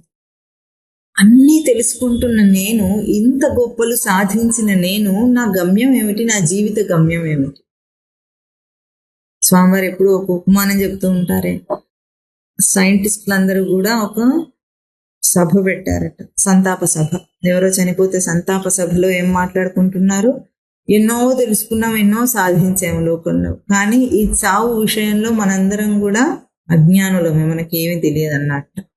అట్లాగే ఇన్ని సాధించిన మనము ఆ బాధను అనుభవిస్తే ఎప్పుడైనా, ఇంత లౌకిక పరిజ్ఞానం ఉన్న నాకు నేను తెలియనా? ఇంత విడ్డూరం, ఇంత హాస్యాస్పదం. అదెట్లా ఉంటుంది? తనకు తాను తెలియడా? తనకు తనను పరిచయం చేసే అర్థమే లేదా సృష్టిలో? ఈ బాధ, అవిద్య యొక్క బాధను జీవుడు అనుభవించాలి. అవిద్య అంటే ఇక్కడ ఇంకా పదం చేత ఇంకా స్పష్టంగా అర్థం చేసుకోవాలంటే, విద్య అంటే తనకు ఏమిటి? విద ధాతు చేత విద సత్తాయాం విద చేతనాఖ్యాన నివాసేషు విద విచారణే విద జ్ఞానే విద్లు లాభే. ఈ 5 ధాతువుల చేత 7 లక్షణములు మనకు విద్య అన్న పదాన్ని సూచన చేస్తున్నాయి. అంటే తన ఉనికి తనకు తెలియుట, తన ఉండుట, తెలియుట కూడా కాదు, తన ఉనికిలో తానుండుట, విద సత్తాయాం, ఇది విద్య. దానిని చైతన్యవంతం చేసుకొని, దాన్ని తనకు తాను ప్రకాశింపజేసుకొని ఆ ప్రకాశంలో నివసించుట చేతన ఆఖ్యాన నివాసి. ఆ చైతన్యం యందు, ఏ చైతన్యమైతే తాను ఉనికిని చైతన్యవంతం చేసుకుని ఆ ప్రకాశమును గుర్తిస్తున్నాడో, దాంట్లో నివసించి ప్రవర్తించి ఆ ప్రవర్తనను తానే స్వీకరించగలుగుట, అది విచారణ. ఆ విచారణ తన ఎరుక దాకా అందుట, అంటే తాను గుర్తించిన ప్రవర్తనగా అవుట తనకు విచారణ. ఇది తనకు పూర్ణంగా ప్రాప్తమవుట, లాభం పొందుట, సమృద్ధి. ఈ 7 ధాతువుల చేత కూడా ఆ విద్య అనే పదం తనకేమవుతుంది? అధిరోహించిన పదం అవుతుంది, అంటే గుర్తింపబడిన పదం అవుతుంది. ఎప్పుడైతే లోకంలో ఇంత సాధించిన వాడు అది తన ఉనికిని చైతన్యవంతం చేసుకున్న తన తేజస్సు చేతనే, తన చైతన్యం అనే ప్రకాశంలోనే తాను నివసించి దాన్నే ప్రయోగించి తాను అక్కడ దాన్నే తీసుకుంటున్నాడు, ఆ తెలివినే నా తెలివి బయట దాని మీద ప్రయోగించాను అని తెలియకుండా, ఆ ఎరుక లేకుండా ఉన్నాడో అప్పుడు వాడికి అది జ్ఞానం కాదు. ఆ జ్ఞానం ఎప్పుడు కాదో అది తనకు సమృద్ధి, లాభం కాదు. అందుకే నివాసము విచారణ దాకా ప్రయోగము ఉనికి యొక్క ప్రయోగమే, కానీ ఎరుక, ఆ జ్ఞానం అనే ఎరుక లేనంత మాత్రం చేత తన ప్రయోగం అంతా వృధా అవుతుంది, ఫ్యూటైల్. వృధా ప్రయోగం అయినంత మాత్రం చేత సమృద్ధిని పొందలేకపోతున్నాడు. అది ఎక్కడ? ఇన్ని ప్రయోగాలలో కూడా ఆ సమృద్ధి పొందనందు వలననే అది వెలుతి రూపంలో తనకు అవిద్యగా ప్రకాశిస్తుంది. ఇంత తెలిసిన వాడికి వెలుతెట్లా? లోకంలో ఇన్ని సాధించిన వాడికి వెలుతెందుకు? ఎందుకంటే దాన్ని తన ప్రకాశంగా తాను గుర్తించలేకపోయాడు కనుక. అది తనకు జ్ఞానం కాలేదు, పొందలేకపోయాడు. గుర్తించనంత మాత్రం చేతనే పొందలేకపోయాడు కనుక సమృద్ధి కాలేదు. ఆ ఏ సమృద్ధి లేదో ఆ వెల్తి, అక్కడ సమృద్ధి లేని వెల్తిని తాను అనుభవిస్తున్నాడు. ఇది తనకు అవిద్య అయిపోయింది. విద్యయే అవిద్యగా దర్శనం అవుతుంది వీడికి. అవిద్యకు వేరొక రూపం లేదు. విద్య లేకపోవటమే అవిద్య, వెలుతురు లేకపోవటమే చీకటిగా ఎట్లా ఉందో అట్లాగే విద్య అనే అంశంను గుర్తించకపోవటమే అవిద్య. అవిద్య అంటే ఇంకొకటి ఏది సృష్టిలో లేదు, కానీ గుర్తించకపోవటం అవిద్య. ఇప్పుడు ఈ అవిద్యను తాను ఎట్లా నాశనం చేసుకోగలడు? కేవలం విద్య చేతనే. కర్మ చేత అవిద్య ఎందుకు పోదు? కర్మను ఎంత దాకా తాను బయట క్రియలో దర్శనం చేస్తాడో, ఎంత దాకా ఇంద్రియముల యొక్క చేష్టగా చూస్తాడో, ఆ కర్మ తనను ఈ అవిద్యను, అంటే తన సచ్చిదానందముల ప్రయోగమునే చేసి తాను కర్మను ఆచరించాడన్న గుర్తింపు తెలుసుకోనివ్వకుండా చేసి చేష్టాస్థానంలో మాట్లాడినంత దాకా ఆ కర్మ అవిద్యను తొలగించలేదు. ఎందుకు? ఈ కర్మకు ఆ అవిద్యతో విరోధం లేదు కనుక అది తొలగించదు. లోపల ఏదైనా ఇన్ఫెక్షన్ అయ్యింది, మనం ఏం మందు వేయాలి? దానికి పెయిన్ కిల్లర్ వేస్తే ఇన్ఫెక్షన్ తగ్గుతుందా? తగ్గుతుంది. యాంటీబయాటిక్ వేస్తానంటాడు. ఎందుకు? బ్యాక్టీరియల్ ఇన్ఫెక్షన్ ఉంది కనుక యాంటీబయాటిక్ వేయాలి. వైరల్ ఇన్ఫెక్షన్ ఉంటే యాంటీవైరస్ మందు వేయాలి. వేస్తే అది విరోధం, దానికి వెళ్ళి నేరుగా ఆ వైరస్ని చంపేస్తుంది. అది ఎట్లాగో అట్లాగే అవిద్య అన్న ఒక ఆభాస స్వరూపమును తొలగించాలంటే విద్య అన్న ప్రకాశం కావాలంతే. అందుకే విద్యాయేవ అవిద్యాం నిహంతి, విద్యయే అవిద్యను తొలగించగలదు, ఇంకేది చేయలేదు. మరి విద్య ఎట్లా తెలియాలి? కేవలం గుర్తింపు మాత్రం చేయాలి. కర్మను అకర్మ చేసుకుంటే ఆ అకర్మ స్థితి అవిద్యను తొలగించగలదు. అందుకే కర్మ అనగానే బయటి వాటిని ఊహించకూడదు ఎప్పుడూ కూడా. ఇది ఇక్కడ శ్రీకృష్ణానంద మఠంలో గురుదేవులు మనకు అభ్యాసంగా చూపిస్తున్న కర్మాభ్యాసం. అంటే బయటగా మనం ఏ పనులు చేయటం లేదు. ఇక్కడ పదము వారు ప్రవేశపెట్టింది సాధన కర్మ అన్న పదం. గుణకర్మ, సాధన కర్మ అన్న పదముల ద్వారా దాన్ని వివరించే ప్రయత్నం చేస్తున్నారు. ఎట్లాగూ తనను తాను గుర్తించాలంటే తను చేస్తున్న ఆ ప్రక్రియలో, బయట చేస్తున్న క్రియలో, ఇంద్రియ చేష్టలో ఏ బుద్ధితో చేస్తున్నాడో ముందు గుర్తిస్తే ఆ బుద్ధిని సవరించే బుద్ధి ఇంకొకటి తనలోనే ఉంది. తప్పు చేస్తున్నాం, గుర్తిస్తే సవరణ చేస్తాం. గుర్తించకపోతే సవరణ అన్న అంశమే అక్కడ రాదు. కనుక ఇప్పుడు గుర్తించాలంటే ఏం చేయాలి? కర్మ ఆచరణ చేయాలి. ముందు ఎప్పుడు వాడు ఊడవనే లేదు నేలను. వాడు ఎట్లా ఊడుస్తాడో వాడికి తెలియదు. ఒక రోజున వాడికి చీపురిచ్చి ఇప్పుడు ఇది ఊడువు అన్నాం అనుకో, అప్పుడు స్వామివారు చెప్తుంటారు, ఊడవటం అంటే చీపురును కత్తి సాములో కత్తిని తిప్పినట్టు కాదని. దానికి ఒక ప్యాటర్న్ ఉంటుంది, విధానం ఉంది. అంటే తనను నిలుపుకుంటూ ధారణలో ఆ ప్రక్రియ చేస్తే అప్పుడు తను ఎక్కడెక్కడ తప్పుతున్నాడో అది తనకు అర్థం అవుతుంది. ఇంద్రియం యొక్క చేష్టకు ఇప్పుడు కలం రాస్తుంది అన్నాం. ఏ మందబుద్ధి కూడా కలం రాసింది అనడు. కలం వెనక ఎవరు రాస్తారు? చేయి రాసింది అనడు. ఎవరు రాశారని అడుగుతాడు. అంటే మనిషి రాస్తాడని తెలుసు, కానీ ఏదైనా ఒక పద్యమో శ్లోకమో రచించారనుకోండి, ఎవరు రాశారని అడుగుతాడు. కలం రాసిందా, ఏ కలం రాసిందని అడగడు. చెయ్యి రాసిందా, మగ చెయ్యి రాసిందా, ఆడ చెయ్యి రాసిందా అని అడగడు. ఏమడుగుతాడు? ఒక మనిషి బుద్ధి నుండి వచ్చిన భావమే అక్షర రూపంలో అక్కడ కనిపిస్తుంది. మధ్యలో ఉన్న కలం కానీ చేయి కానీ మనం దాన్ని ప్రస్తావన కూడా చేయటం లేదు. కానీ వేరే కర్మేంద్రియ చేష్టల్లో మనం ఎట్లా మాట్లాడుతున్నాం? కొన్నిట్లో ఎట్లాగో చేస్తే పని అయిపోయింది అన్నట్లుగా మాట్లాడుతున్నాం. ఎట్లాగైతే ఒక శ్లోకము దాని భావము ఒక అంశం రాయబడితే దాని భావాన్ని బట్టి రాసిన వాడి యొక్క తెలివిని అంచనా వేస్తున్నామే, అట్లాగే బయట జరిగిన ఒక క్రియలో చేసిన వాడి యొక్క ప్రవృత్తి దర్శనం అవుతుంది. ఆ ప్రవృత్తి ఎట్లా కనిపిస్తుంది? బొమ్మకి ఇచ్చినట్లు కనిపిస్తుంది. నువ్వు ఎట్లా చేస్తే అది అట్లా ప్రతిబింబిస్తుంది. అంటే అద్దం పట్టినట్లుగా, నీ బుద్ధికి అద్దం పట్టినట్లుగా అక్కడ క్రియ కనిపిస్తోంది నీకు. లోకంలో ఎంతో మంది ఈ చిన్న అంశంను కూడా గుర్తించడు. ఇంటికి ఒక 10 మంది బంధువులు వచ్చారనుకోండి, ఇంటికి కానీ, గుడికి కానీ, మఠాలకు, ఆశ్రమాలకు కానీ వచ్చినప్పుడు ఎట్లా ఉంటుంది? అందరూ చెప్పులు వేసుకుని వస్తారు.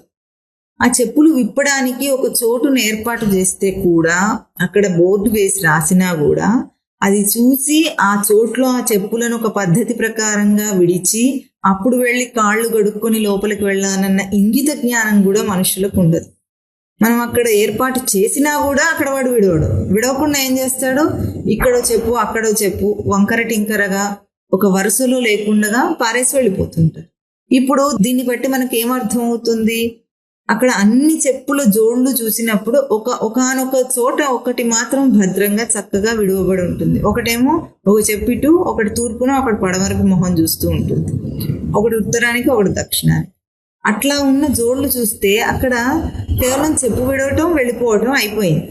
ఆ ప్రక్రియ అయిపోయింది. కానీ ఆ బుద్ధికి ఎంత నిలకడ లేదు. అంటే ఆ చెప్పులు విప్పేటప్పుడు తాను జాగ్రత్తగా వాటిని ఒక ప్లేస్మెంట్, అంటే వాటికి ఒక నిర్ణీతమైన స్థానం ఉంది. దాంట్లో నేను విప్పి నిలకడగా ఉన్న చిత్తం అయితేనే అది ఆలోచించి అక్కడ చేయగలుగుతుంది. అట్లా కాకుండా దూకుడుగా తొందరపాటులో ఉన్న మనిషి ఎట్లా ఉంటాడు? ఎట్లా పడితే అట్లా విడిచేస్తారు. ఈ ఒక్క చిన్న అంశమును ఏ మఠాలలో కానీ, ఏ ఆశ్రమాలలో కానీ ఖచ్చితంగా నేర్పించాలనేవి చాలా అరుదుగానే ఉంటాయి. అక్కడక్కడ ఉండొచ్చు, కానీ అరుదుగా ఉంటాయి. గుళ్ళల్లో అయితే అసలు అటువంటి ప్రసక్తే లేదు. ఎక్కడ పడితే అక్కడ వదిలేసి వెళ్ళిపోవటం, కుప్పలు కుప్పలుగా వదిలేసి వెళ్ళిపోవటం. ఇళ్లలో ఇటువంటి అభ్యాసం పిల్లలకు నేర్పించే తల్లిదండ్రులే ఉండరు. వాళ్ళకి తెలిస్తే కదా వీళ్ళు చేస్తారు. ఇప్పుడు వీటిలో ఇంత చిన్న అంశమే అయినప్పటికీ కూడా వాళ్ళ ప్రవృత్తి బొమ్మ గీసినట్లు కనిపించేసింది. అందుకే ఏమంటారు, ఇంటిని చూసి ఇల్లాలని చూడమన్నారు. అంటే ఇంట్లో ఉన్న ఒక్కొక్క వస్తువు ఎట్లా అమర్చబడి ఉందో, అది దుమ్ము బట్టి ఉందా, శుభ్రంగా ఉందా, దుమ్ము లేకుండా ఉందా, వీటిని బట్టి ఆ ఇంట్లో బ్రతుకుతున్న మనుషుల ఆ చిత్తం అక్కడే బొమ్మ గీసి కనిపిస్తుంది. చెప్పనక్కర్లేదు. దుమ్ములో ధూళిలో అస్తవ్యస్తంగా అవన్నీ వస్తువులన్నీ చిందరవందరగా పడి ఉంటే చిందరవందర బుద్ధి అక్కడ కనిపిస్తుంది. ఇప్పుడు ఆ వస్తువుల యొక్క ఆ స్థానం అంతా మనం మాట్లాడుతున్నామా, వాటి ప్లేస్మెంట్ మాట్లాడుతున్నామా, బుద్ధిని మాట్లాడుతున్నామా? ఎట్లా చేస్తే ఏమిటండి అన్న మాట వచ్చిందనుకోండి, వాడు బయట క్రియతో మాట్లాడుతున్నాడు. ఆ క్రియ గతంలో నాస్తి రూపంలోకి వెళ్ళిపోతుంది. ఎన్నాళ్ళు చేస్తావు ఇట్లా క్రియలు? ఎందుకు ఈ కర్మ చక్రంలో ఉన్నావు నువ్వు? ఈ మాత్రం కూడా విచారణ చేసుకోలేరు సాధకులు కూడా. ఎంత విన్నా గుణకర్మ సాధన కర్మ గురించి 100 ప్రవచనాలే వినున్నా కూడా దాన్ని ప్రయోగం చేసేటప్పుడు మనం ఆ సాధన కర్మను ఆచరించాలి ఈ అంశములలోనే, మన నిత్య జీవిత అంశములలోనే అన్న ప్రస్తావన కూడా వాళ్ళకు రాదు. అట్లా రానంతసేపు ఏమైంది, ఈ కర్మ వాడి అవిద్యను తొలగించలేదు. వాడు చేస్తున్నది ఏమిటి? వాడు ప్రవచనాలు వింటూనే ఉంటారు, గ్రంథాలు చదువుతూనే ఉంటారు, అధ్యయనాలు చేస్తూనే ఉంటారు. అయినా వాళ్ళకు స్వరూపం అర్థం కావటం లేదు, అవిద్య పోవటం లేదు. ఎందుకు? విద్యా రూపంలో కర్మను ఆచరించటం లేదు, కర్మను క్రియారూపంలో ఆచరిస్తున్నాడు కనుక ఈ కర్మ అవిద్యకు విరోధి కాలేదు ఎప్పటికీ కూడా. ఏం చేస్తున్నాడు? శ్రవణం చేస్తున్నాడండి. ప్రతి ఆదివారం మఠానికి వెళ్ళి శ్రవణం చేస్తాడు. ప్రతి ఉత్సవాలలో 2 పూటలా తప్పకుండా శ్రవణం చేస్తాడు. రోజు సాయంత్రం ఒక అధ్యాయాన్ని అధ్యయనం చేస్తాడు, చదువుతాడు. అన్ని చేసినప్పటికీ కూడా వాడి ఇంద్రియ చేష్టలలో, వాడి కదలికలలో తేడా రాలేదు. మళ్ళీ సవరించాలి, ఎవరో చూసి సవరించాలి. ఈ స్థితిలో ఉంటే ఏ జ్ఞానమును గురించి శ్రవణం చేస్తున్నాడో ఆ జ్ఞానం కూడా తనకు బయటిదే అయ్యింది గనుక, బయటి యొక్క అంశం ఆ విషయాంశం అయింది గనుక అక్కడ తన అవిద్యను తొలగించలేదు. ఆ విషయాంశము తన అవిద్యను తొలగించలేదు. ఎందుకు? అది తన లోపలున్న సబ్జెక్టివ్ ఎంటిటీని గురించి ప్రస్తావన చేయలేదు కనుక. ఇప్పుడు కర్మ అవిద్యను ఎందుకు తొలగించలేదంటే బయటగా అందరూ చేస్తున్న కర్మ తొలగించలేదు.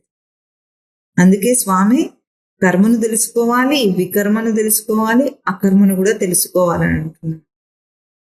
కర్మణోహ్యపి బోద్ధవ్యం, బోద్ధవ్యం చ వికర్మణ, అకర్మణశ్చ బోద్ధవ్యం. ఈ మూడింటిని తెలుసుకోవటము సామాన్య సాధకులకు కూడా సాధ్యమయ్యే పని. ఎట్లా ఉంటుంది? శుచి శుచి అన్న పేరుతో బయట ఉన్న బ్రాహ్మణులు ఇప్పుడు ఎట్లా ఉన్నారు? వంట బ్రాహ్మణులు, పేరుకైతే బ్రాహ్మణుడు, వాడు జన్మతః బ్రాహ్మణుడు. కానీ శుచి అన్న అంశము, శుభ్రత శుచి రెండింటి యొక్క భేదం వాళ్ళకు అర్థం కాదు. శుచి అంటే నీళ్లు పోసుకొని వస్తే శుచి అయిపోయానని అనుకుంటాడు వాడు.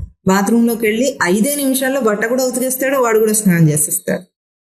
మడిబట్టు ఉతుక్కున్నానండి అంటాడు. ఆ మడిబట్ట ఆరేయటం చూస్తేనే వాడి బ్రాహ్మణత్వం మనకు అర్థమైపోతుంది. ఇది ఎవరు చేయగలరు? ఎవరైతే తన అవిద్యను తొలగించుకోవాలనే ఒక దృఢమైన నిశ్చయంతో సాధన కర్మను ఆచరిస్తాడో అటువంటి వాడి కర్మ అవిద్యను తొలగించగలదు. అది విద్య అవుతుంది. ఆ అకర్మయే విద్య అవుతుంది. అంటే తన సచ్చిదానంద స్వరూపమును దర్శనం చేసిన స్థితి అవుతుంది. ఆ స్థితియే దుష్టపు ప్రయోగమైన అవిద్యను తొలగించేస్తుంది. ఇప్పుడు జ్ఞానమునకు కర్మకు ఒక టై చూపించలేదు ఇక్కడ, మీమాంస చూపించలేదు ఇక్కడ. ఎట్లా ఆచరిస్తున్నావు అన్న ప్రస్తావన తీసుకొస్తున్నారు ఇక్కడ. లోకంలో ఏదైనా సరే సూటిగా దానికి, అంటే ఇప్పుడు ఏదైనా దోషం ఉంటే దానికి సూటి అయిన ప్రయోగం చేస్తే ఎట్లాగైతే దానికి మనకు పరిష్కారం వస్తుందో, సూటి అయిన పరిష్కారం ఎట్లా ఉంటుందంటే, అల్లరి చేస్తున్న పిల్లవాడు ఉన్నాడు, ఇప్పుడు అల్లరి చేస్తున్న పిల్లవాడిని వీళ్ళు ఏం చేస్తారంటే, ఒక మొండి పిల్లవాడు అల్లరివాడు ఉన్నాడు అనుకోండి, తీసుకెళ్లి హాస్టల్లో వేసేస్తారు. హాస్టల్లో వేస్తే ఏమవుతుందంటే, ఒక కట్టుదిట్టమైన కట్టుబాటులో పెరిగి వాడు అల్లరి మానేస్తాడు అని అనుకుంటారు.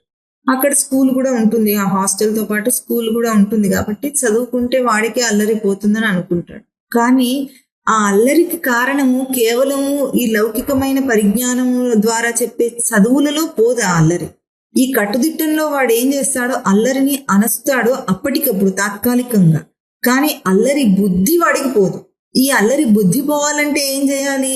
ఆ అల్లరి వల్ల తాను అక్కడ కోల్పోతున్న తన స్వరూపాన్ని ఎత్తి చూపించే తల్లిదండ్రి ఉంటే, ఈ అల్లరి చేయటం వల్ల నువ్వు నీ స్వరూపాన్ని కోల్పోతున్నావు. అంటే నీ నిలకడ స్థితిని నిలుపుకోలేక అల్లరి పాలవుతున్నావు.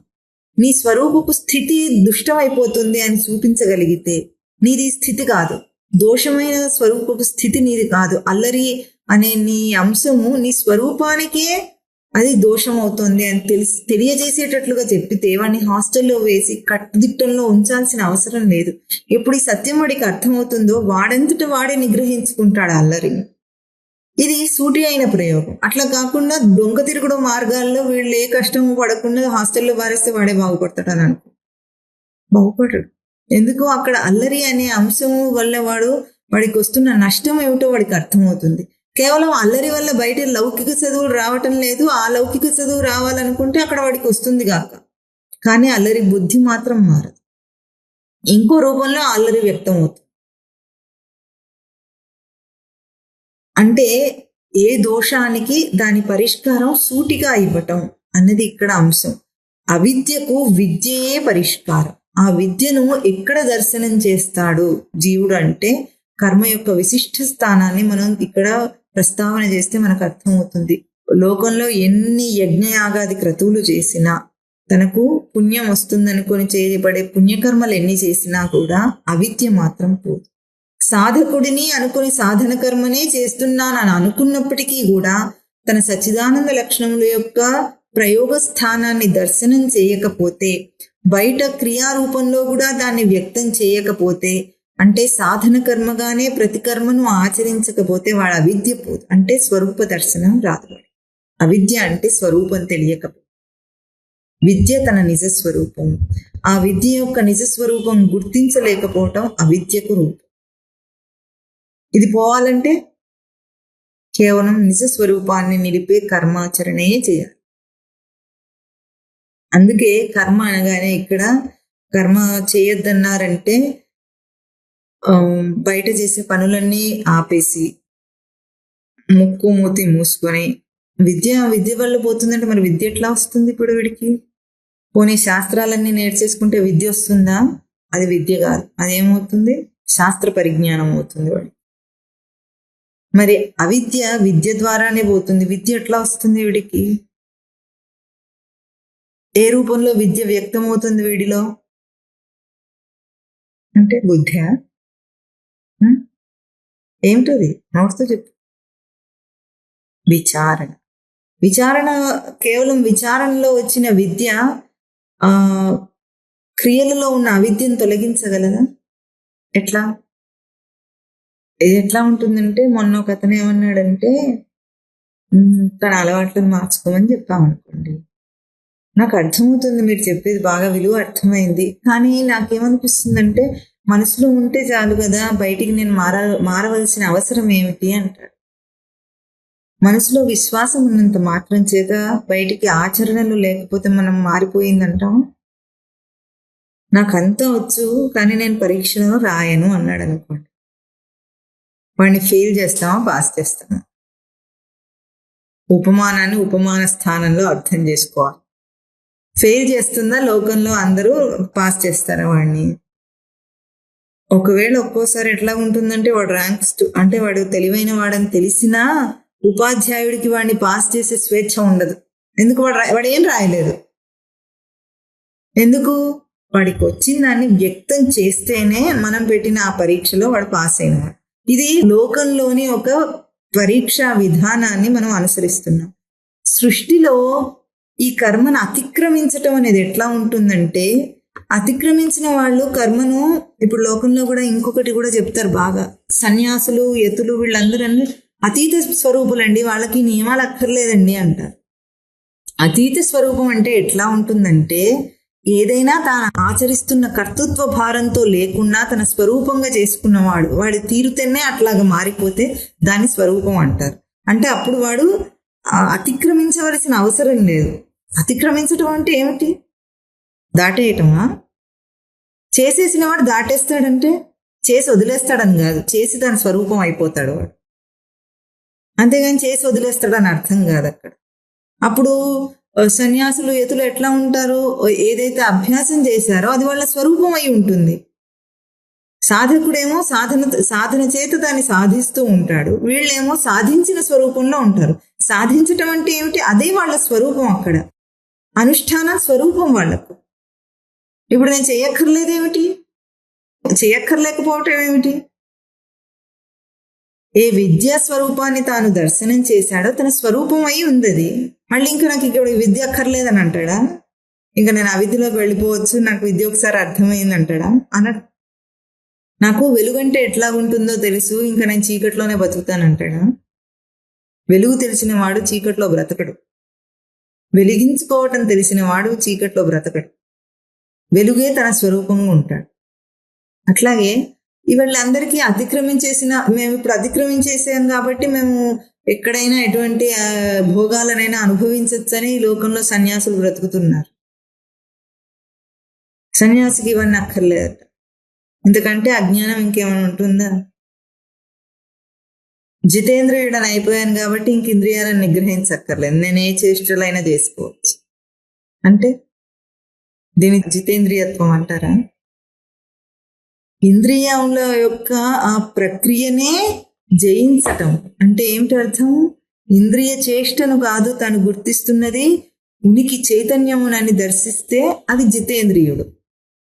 ఉనికి చైతన్యమును దర్శించిన వాడు ఇంద్రియమును విచ్చలవిడిగా ప్రవర్తింపజేయగలుగుతాడా? ఉనికి చైతన్య రూపంలో ప్రవర్తింపజేయగలుగుతాడా? లోకంలో ఎట్లా ఉంటుందంటే, ఇదంతా సృష్టి ఎవరు చేశారు? బ్రహ్మ చేశాడంటాం పౌరాణిక. బ్రహ్మ సృష్టి చేస్తే ఎట్లా ఉండాలి? బ్రహ్మ సృష్టిలాగా ఉండాలి కదా. బ్రహ్మ చేసిన సృష్టిలో విచ్చలవిడిగా ప్రవర్తించి ఈ సృష్టి బ్రహ్మ చేశాడు, ఇవన్నీ దేవుడే పెట్టాడు అని వీడి విచ్చలవిడి ప్రవర్తనంతా ఆ సృష్టి చేసిన సృష్టికర్త మీద రుద్దేస్తారే, అట్లా ఉంటుంది. ఆ విచ్చలవిడి ప్రవర్తన చేసే సృష్టి అంతా నువ్వు చేసుకుంటున్న విచ్చలవిడి సృష్టి. బ్రహ్మ సృష్టి అయితే బ్రహ్మలాగా ఉంటుంది. నీ మొండితనము, నీ అజ్ఞాన ప్రవర్తన అవన్నీ అందులో ఉండవు. ఇదంతా నీ ఆభాస సృష్టి. ఇక్కడ విద్యకు కర్మకు ఉన్న సారూప్య స్థితిని మనం అర్థం చేసుకోవాలి.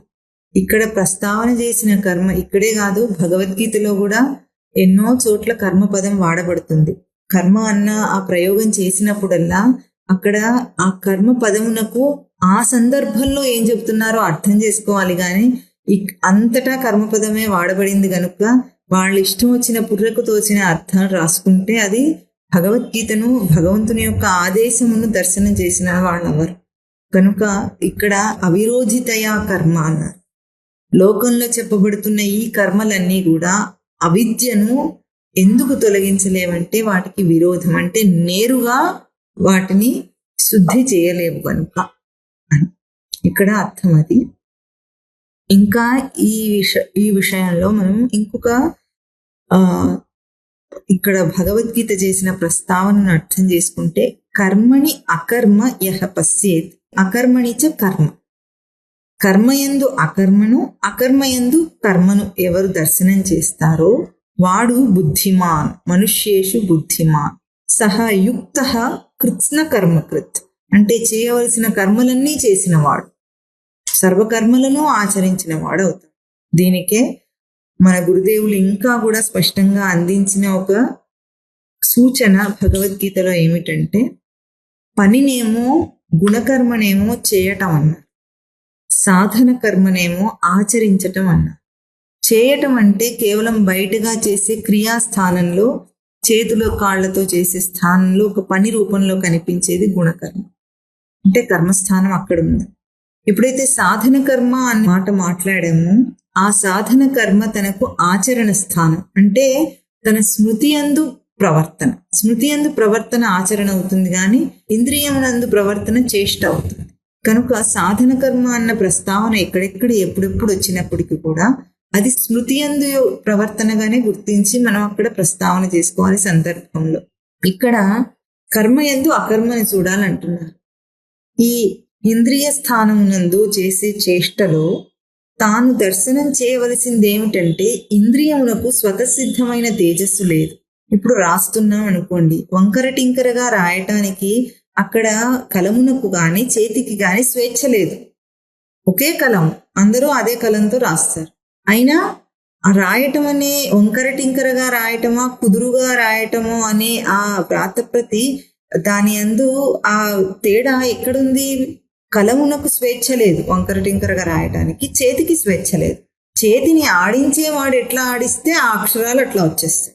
ఇది చెప్పకుండానే చేతిని కలాన్ని డమ్మింగ్ చేసేస్తుంది. అక్కడ మనకు అర్థమైపోతుంది అది వాటి యొక్క స్వేచ్ఛ లేదు, అక్కడ వాటి ప్రస్తావన లేదని. ఇప్పుడు చేయబడుతున్న ఆ చేష్టలో తను ఎప్పుడైతే తను ప్రవర్తింపజేస్తున్న తన బుద్ధి యొక్క అంశమును అక్కడ దర్శనం చేస్తాడో అప్పుడు అది అకర్మ. తాను వ్రాసినవాడు కాదు, ఆ కర్తృత్వం తనకు లేదు. ఇప్పుడు లేదు, చేష్టగా దాన్ని గుర్తించి నేను బాగా రాశాను అని అన్నాడు. నేను బాగా రాశానన్న ఒక వ్యక్తిగత ప్రవృత్తి రూపంతో తనను గుర్తిస్తే అక్కడ సత్వగుణమే అది బంధిస్తుంది. బాగా రాసినప్పటికీ కూడా నేను బాగా రాశానంటే నా చేతి వ్రాత చాలా బాగుంటుంది అనే కర్తృత్వం వీడికి వచ్చిందో, నా ఎక్స్ప్రెషన్ నా చేతి యందు బాగా ఉంటుందని, అప్పుడు అదేమైంది? తనకు బంధమైంది. అదే ఏ బుద్ధిని నిలకడగా నిలిపితే, ఏ చైతన్యము స్పష్టంగా ప్రవర్తిస్తే చేతి వ్రాత బాగా వచ్చింది, ఆ చైతన్యమునందు గుర్తింపు ఉన్న వాడికి కర్తృత్వం లేదు. అంటే కర్తా స్వరూపాన్ని ఎప్పుడైతే తాను తొలగించుకోగలుగుతాడో అది అకర్మ స్థితి. తన కర్మయందు అకర్మను దర్శనం చేస్తాడట. అకర్మయందు కర్మను ఎట్లా దర్శనం చేస్తాడు? ఆ చైతన్యమే వ్యక్తమయ్యే రూపంలో వచ్చినప్పుడు కర్మగా వస్తుంది. చైతన్యం మనకు కర్మ లేదు అసలు. దీనికి కూడా లోకంలో మంచి ఉపమానం ఎన్నోసార్లు మనం కూడా మననం చేసాం. అందరూ కూడా ఈ అధ్యాత్మ విద్యలో చెప్తూనే ఉంటారు. ఏమిటంటే, ఇప్పుడు విద్యుత్ ప్రవహిస్తోంది ఈ వైర్లన్నిట్లో, ఈ తీగలన్నిట్లో. ఆ విద్యుత్ ఎన్ని రూపాల్లో వ్యక్తం అవుతుంది? ఫ్యాన్ రూపంలో వ్యక్తం అవుతుంది, ట్యూబ్లైట్ రూపంలో వ్యక్తం అవుతుంది, కంప్యూటర్ రూపంలో వ్యక్తం అవుతుంది, మైక్ రూపంలో వ్యక్తం అవుతుంది, ఇంకా కూలర్, ఏసీ, ఇవన్నిటి రూపంలో వ్యక్తమయ్యేదంతా కూడా విద్యుతే ఆ పరికరంలోకి వచ్చి ఆ రూపంలో వ్యక్తం అవుతుంది. కానీ విద్యుత్ యొక్క రూపం ఎట్లా ఉంటుంది? ఏసీ లాగా ఉంటుందా, కూలర్ లాగా ఉంటుందా, ట్యూబ్లైట్ లాగా ఉంటుందా, ఫ్యాన్ లాగా ఉంటుందా, మైక్ లాగా ఉంటుందా, కంప్యూటర్ లాగా ఉంటుందా? అంటే వీటిలాగా దేనిలాగా కూడా ఉండదు. అది దాని రూపము వేరు, పూర్తిగా వేరు. వేటికి సంబంధమే లేదు. ఎట్లాగో అట్లాగే ఇంద్రియముల ద్వారా వ్యక్తమవుతున్న ఈ చైతన్యమునకు ఏ ఇంద్రియ చేష్టతోనూ సంబంధం లేదు. అది చూపులాగా ఉండదు, వినికిడిలాగా ఉండదు, మాటలాగా ఉండదు, ఆఘ్రాణంలాగా ఉండదు, రుచిలాగా ఉండదు, స్పర్శలాగా ఉండదు, చేష్టలాగా చేతులతో చేసే చేష్టలాగా చేతలాగా ఉండదు, కాళ్ళతో నడుస్తున్న నడకలాగా ఉండదు, దేనిలాగా ఉండదు. చైతన్యం యొక్క రూపమే వేరు. ఎవరైతే చైతన్యమును ఈ ఇంద్రియ చేష్టలో దర్శనం చేస్తారో, కర్మలో అకర్మను దర్శనం చేస్తారో, అకర్మలో కర్మను దర్శనం చేస్తారో, అంటే ఆ చైతన్యమే ఈ ఇంద్రియ చేష్టలో వచ్చిందని దర్శనం చేస్తారో, ఇంద్రియ చేష్టలో ఆ చైతన్యం ఉందని దర్శనం చేస్తాడో, వాడికి కర్మ చేయవలసిన అవసరం లేని అకర్మ స్థితిని పొందిన వాడవుతాడు. కృత్స్న కర్మకృత్, అన్ని కర్మలను చేసేసిన వాడు. సహ యుక్త, సహ బుద్ధిమాన్, మనుష్యేషు బుద్ధిమాన్, అవగాహన ఉన్నవాడైన. ఇది ఆత్మబోధ కలిగిన వాడి స్థితి. అటువంటి కర్మ అవిద్యను తొలగించగలదు. అసలు ఇదే విద్య. అంటే దేహధారికి విద్యాస్వరూపం ఏమిటంటే కర్మలో అకర్మను దర్శనం చేయటమే విద్య. లేకపోతే విద్యుత్తుని ఏ రూపంలో చూస్తాం? ఈ పరికరాలు ఏవీ లేవు. విద్యుత్ ఏ రూపంలో చూస్తాం, నేరుగా ముట్టుకుంటే చచ్చూరుకుంటాడు వీడు. విద్యుత్ యొక్క పనితనమును ఒక పరికరంలో చూస్తున్నాం. అంటే సృష్టిలో ఈ సృష్టి కర్మస్థానమై అలరారుతుంది. ఉనికి యొక్క చైతన్యమును దర్శనం చేయటానికి సృష్టి కర్మస్థానమై అలరారుతుంది. అంటే ఈ కర్మ కేవలము చైతన్యం యొక్క దర్శనం చేయటమే కానీ బాహ్య ప్రక్రియ కాదు. అయితే ఇక్కడ ఇంకొక విశేషం కూడా ఉంది. ఎంత సాధన కర్మ చేసినా చివరికి అది కర్మయే కదండి. ఆ సాధన కర్మలో ఎంత సాధన కర్మ చేసినా ఇంద్రియ చేష్టలే చేస్తూ ఉంటే, దీని స్వామివారి వ్యాఖ్యానం కూడా ఆత్మబోధ పుస్తకంలో ఈ శ్లోకానికి వ్యాఖ్యానం ఎట్లా ఉందంటే, కర్మను ఆచరించి మాత్రమే నేను ఉనికిని దర్శనం చేస్తాను అంటే ఎట్లా ఉంటుందంటే, వెనక్కి చూస్తూ ముందుకు నడిచినట్టు ఉంటుందట. అంటే ఏమవుతుంది?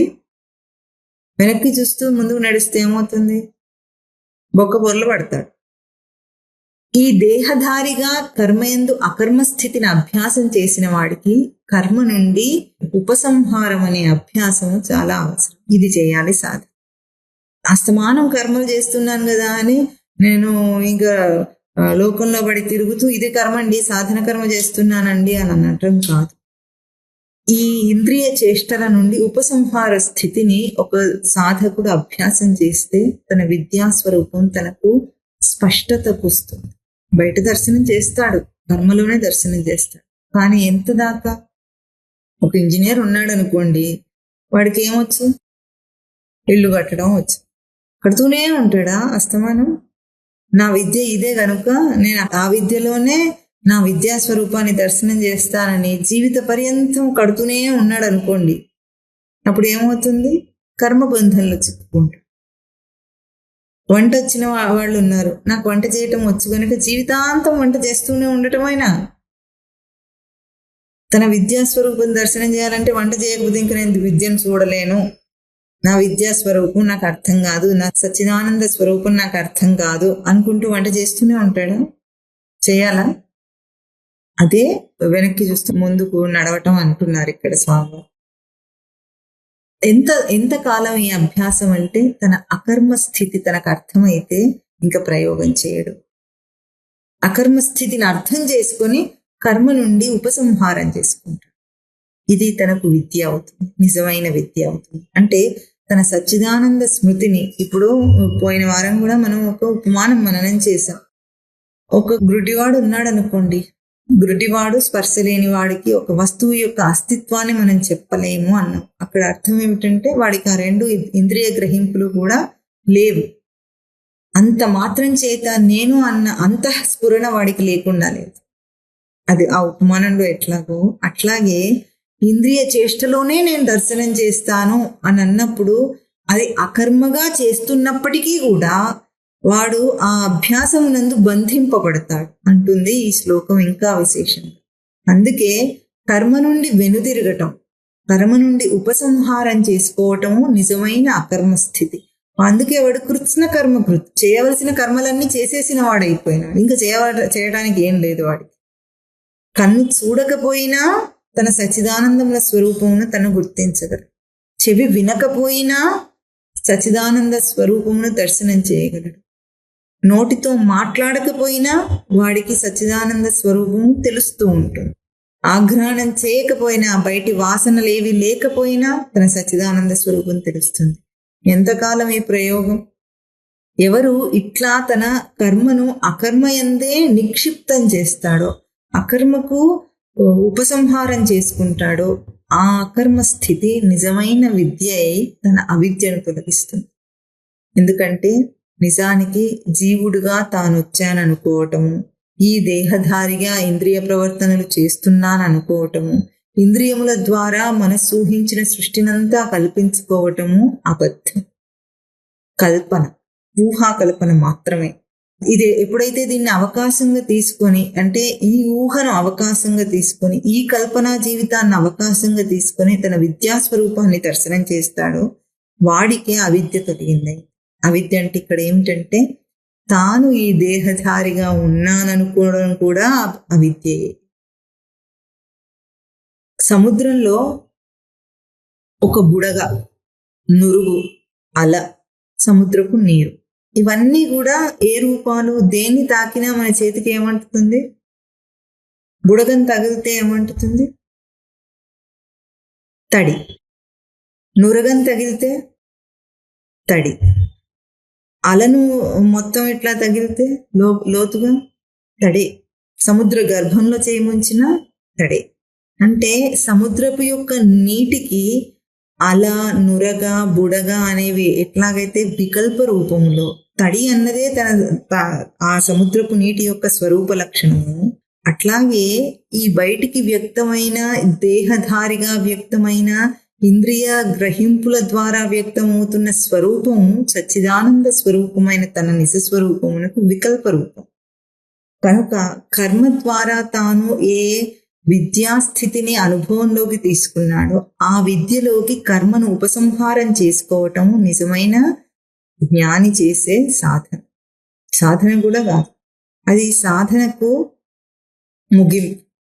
సిద్ధస్థితి అంటే స్వతసిద్ధమును అందుకోవటం, స్వతసిద్ధమైన స్వరూపమును అందుకోవటం. కానీ సాధన సిద్ధ ద్వారానే ఇది వచ్చిందని తెలుసుకొని ఆ సాధనకు ఎంత విలువనిస్తాడంటే, అక్కడ స్వతసిద్ధ స్వరూపమును చూపించిన సాధన సిద్ధ స్వరూపము కర్మ అందరికీ అంత స్పష్టంగా వ్యక్తం చేయగలగాలి. తాను ఉపసంహరించుకున్నంత మాత్రం చేత అది లేనిది, సృష్టిలో ఉండకూడదు, చేయనక్కర్లేదు అన్నది ఎప్పుడు కూడా ఒక జ్ఞాని గాని సాధకుడు గాని వ్యక్తం చేయకూడదు. ఇది లోకంలో ఉన్న పెద్ద అవాంతరం. సాధన కర్మను తప్పించుకోవటానికి, అనుష్ఠానమును తప్పించుకోవటానికి లోకులందరూ ఆచరించే మంచి ఉపాయం, కుటిలోపాయం. ఆచరించకుండానే అయిపోయిందనుకుంటే మాత్రం అది భ్రాంతి. ఉపసంహారం ఎట్లా ఉండాలి? తన అకర్మలోకి ఇమిడిపోయింది, తన విద్యాస్వరూపంలోకి ఇమిడిపోయింది తన కర్మ. అందుకే చేస్తున్నప్పటికీ వాడు చేయనివాడు. నైవ కించిత్ కరోమీతి. ఎట్లా? పశ్చిన్ శృణ్వన్ స్పృశన్ జిఘ్రన్ అస్నన్ గచ్చన్ స్వపన్ స్వసన్ ప్రళపన్ విసృజన్ వృష్ణన్ ఉన్మిషన్ నిమిషన్ అపి ఇంద్రియాన్ ఇంద్రియార్థేషు వర్తంత ఇతి ధారయన్ నైవ కించిత్ కరోమి. ఇవన్నీ చేయకుండానే నైవ కించిత్ కరోమి అనేది చేస్తూ బ్రహ్మణ్యాధాయ కర్మాణి కరోతి. బ్రహ్మమును ఆధారంగా చేసుకుని కర్మను ఆచరిస్తే అప్పుడు చేసినప్పటికీ చేయనివాడు. అది తనకు నిజమైన విద్యాస్వరూపం, సచ్చిదానంద స్మృతి యొక్క అనుభవ స్థానం. కనుక భావాద్వైతం సదా కుర్యాత్, క్రియాద్వైతం న కర్హిచిత్. భావనలో అద్వైతం ఉన్నంత మాత్రం చేత క్రియలో అక్కడ అద్వైతాన్ని చూపించి కర్మ నుండి తప్పించుకునే ప్రయత్నం చేయకూడదు అని చెప్పటమే కానీ కర్మలో ఇరుక్కోమని చెప్పటం లేదు.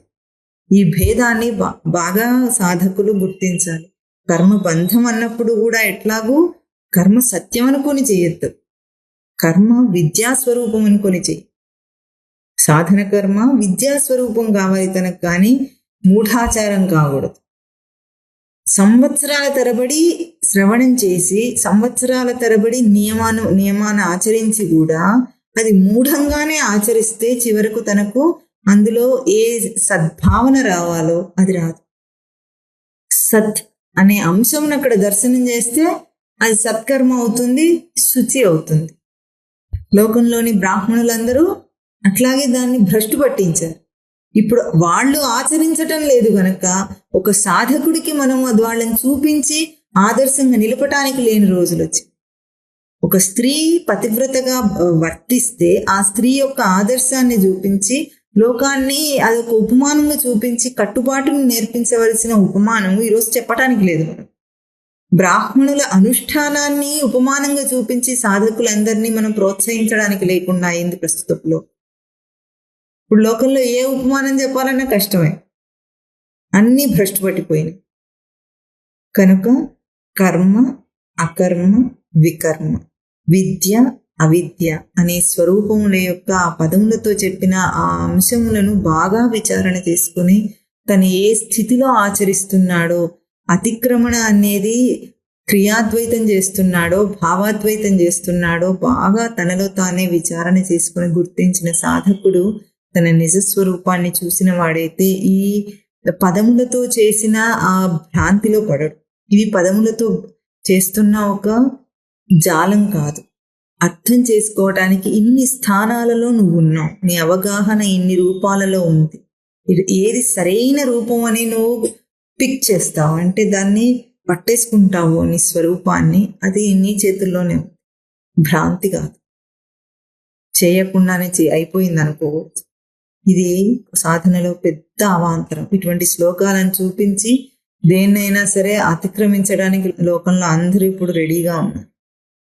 అనుష్ఠానం అక్కరలేదు, సాధన కర్మ అక్కరలేదు, వాళ్ళకి ఏది అక్కర్లేదు. విద్యాయేవ అవిద్యాం నిహంతి అన్నారు కదా శంకరులు. అప్పుడు ఏమన్నాడు?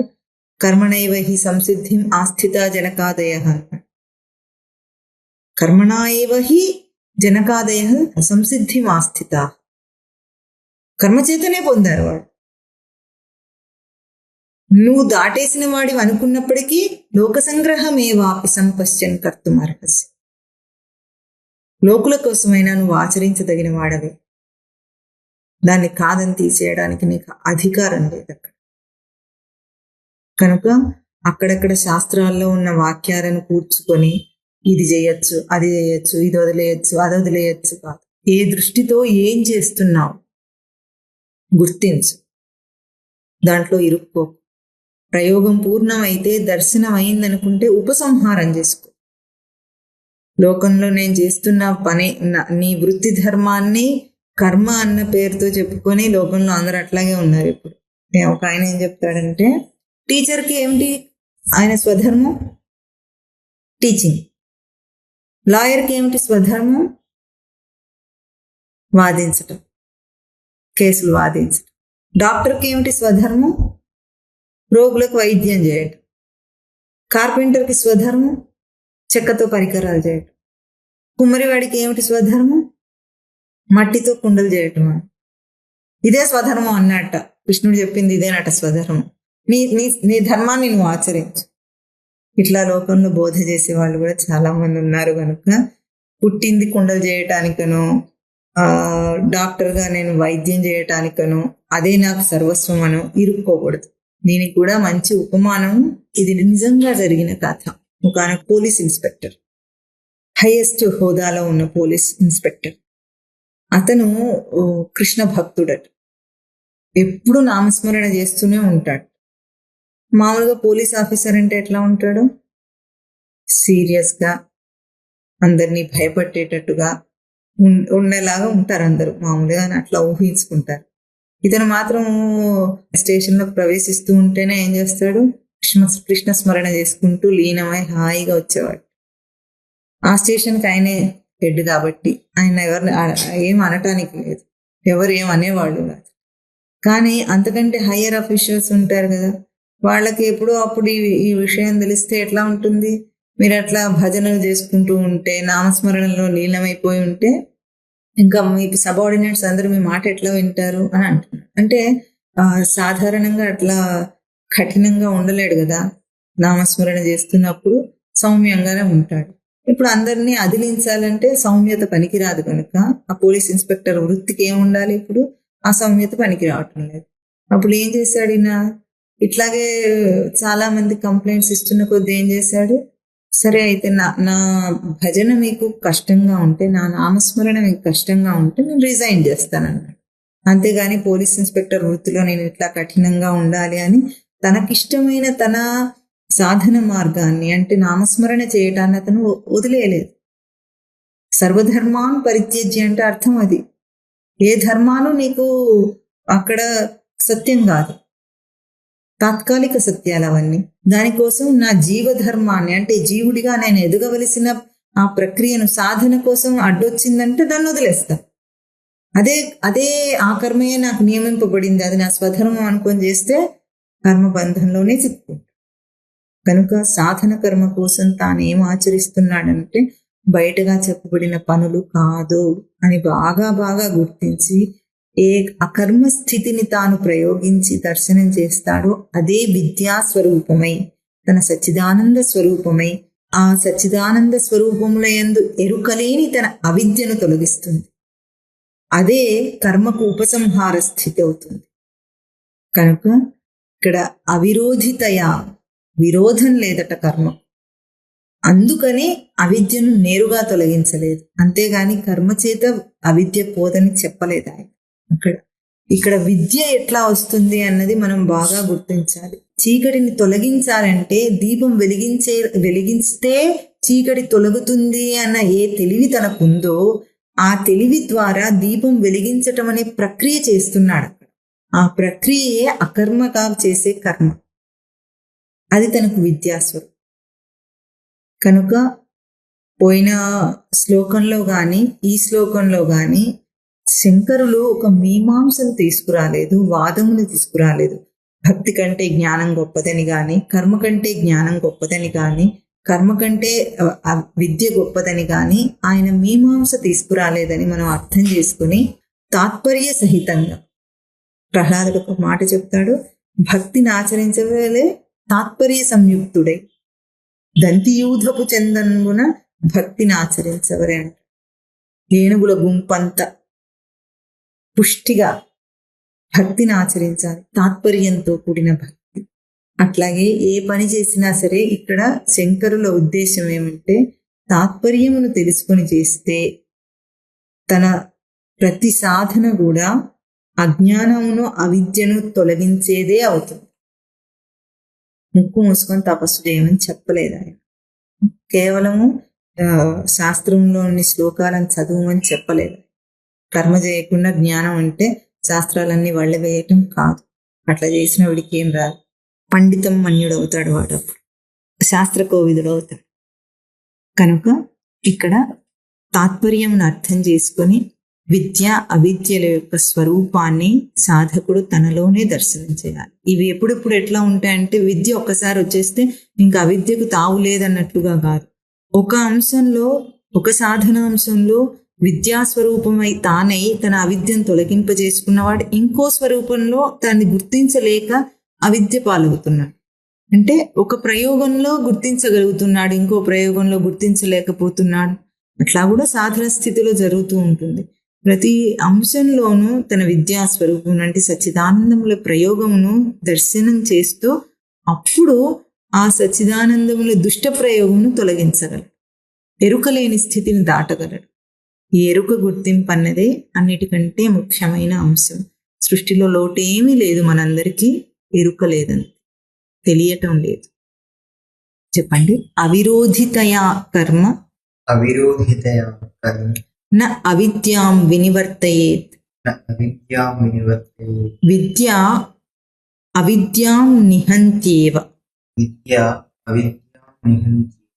తేజస్తిమిర సంఘవత్. ఓం తత్ సత్.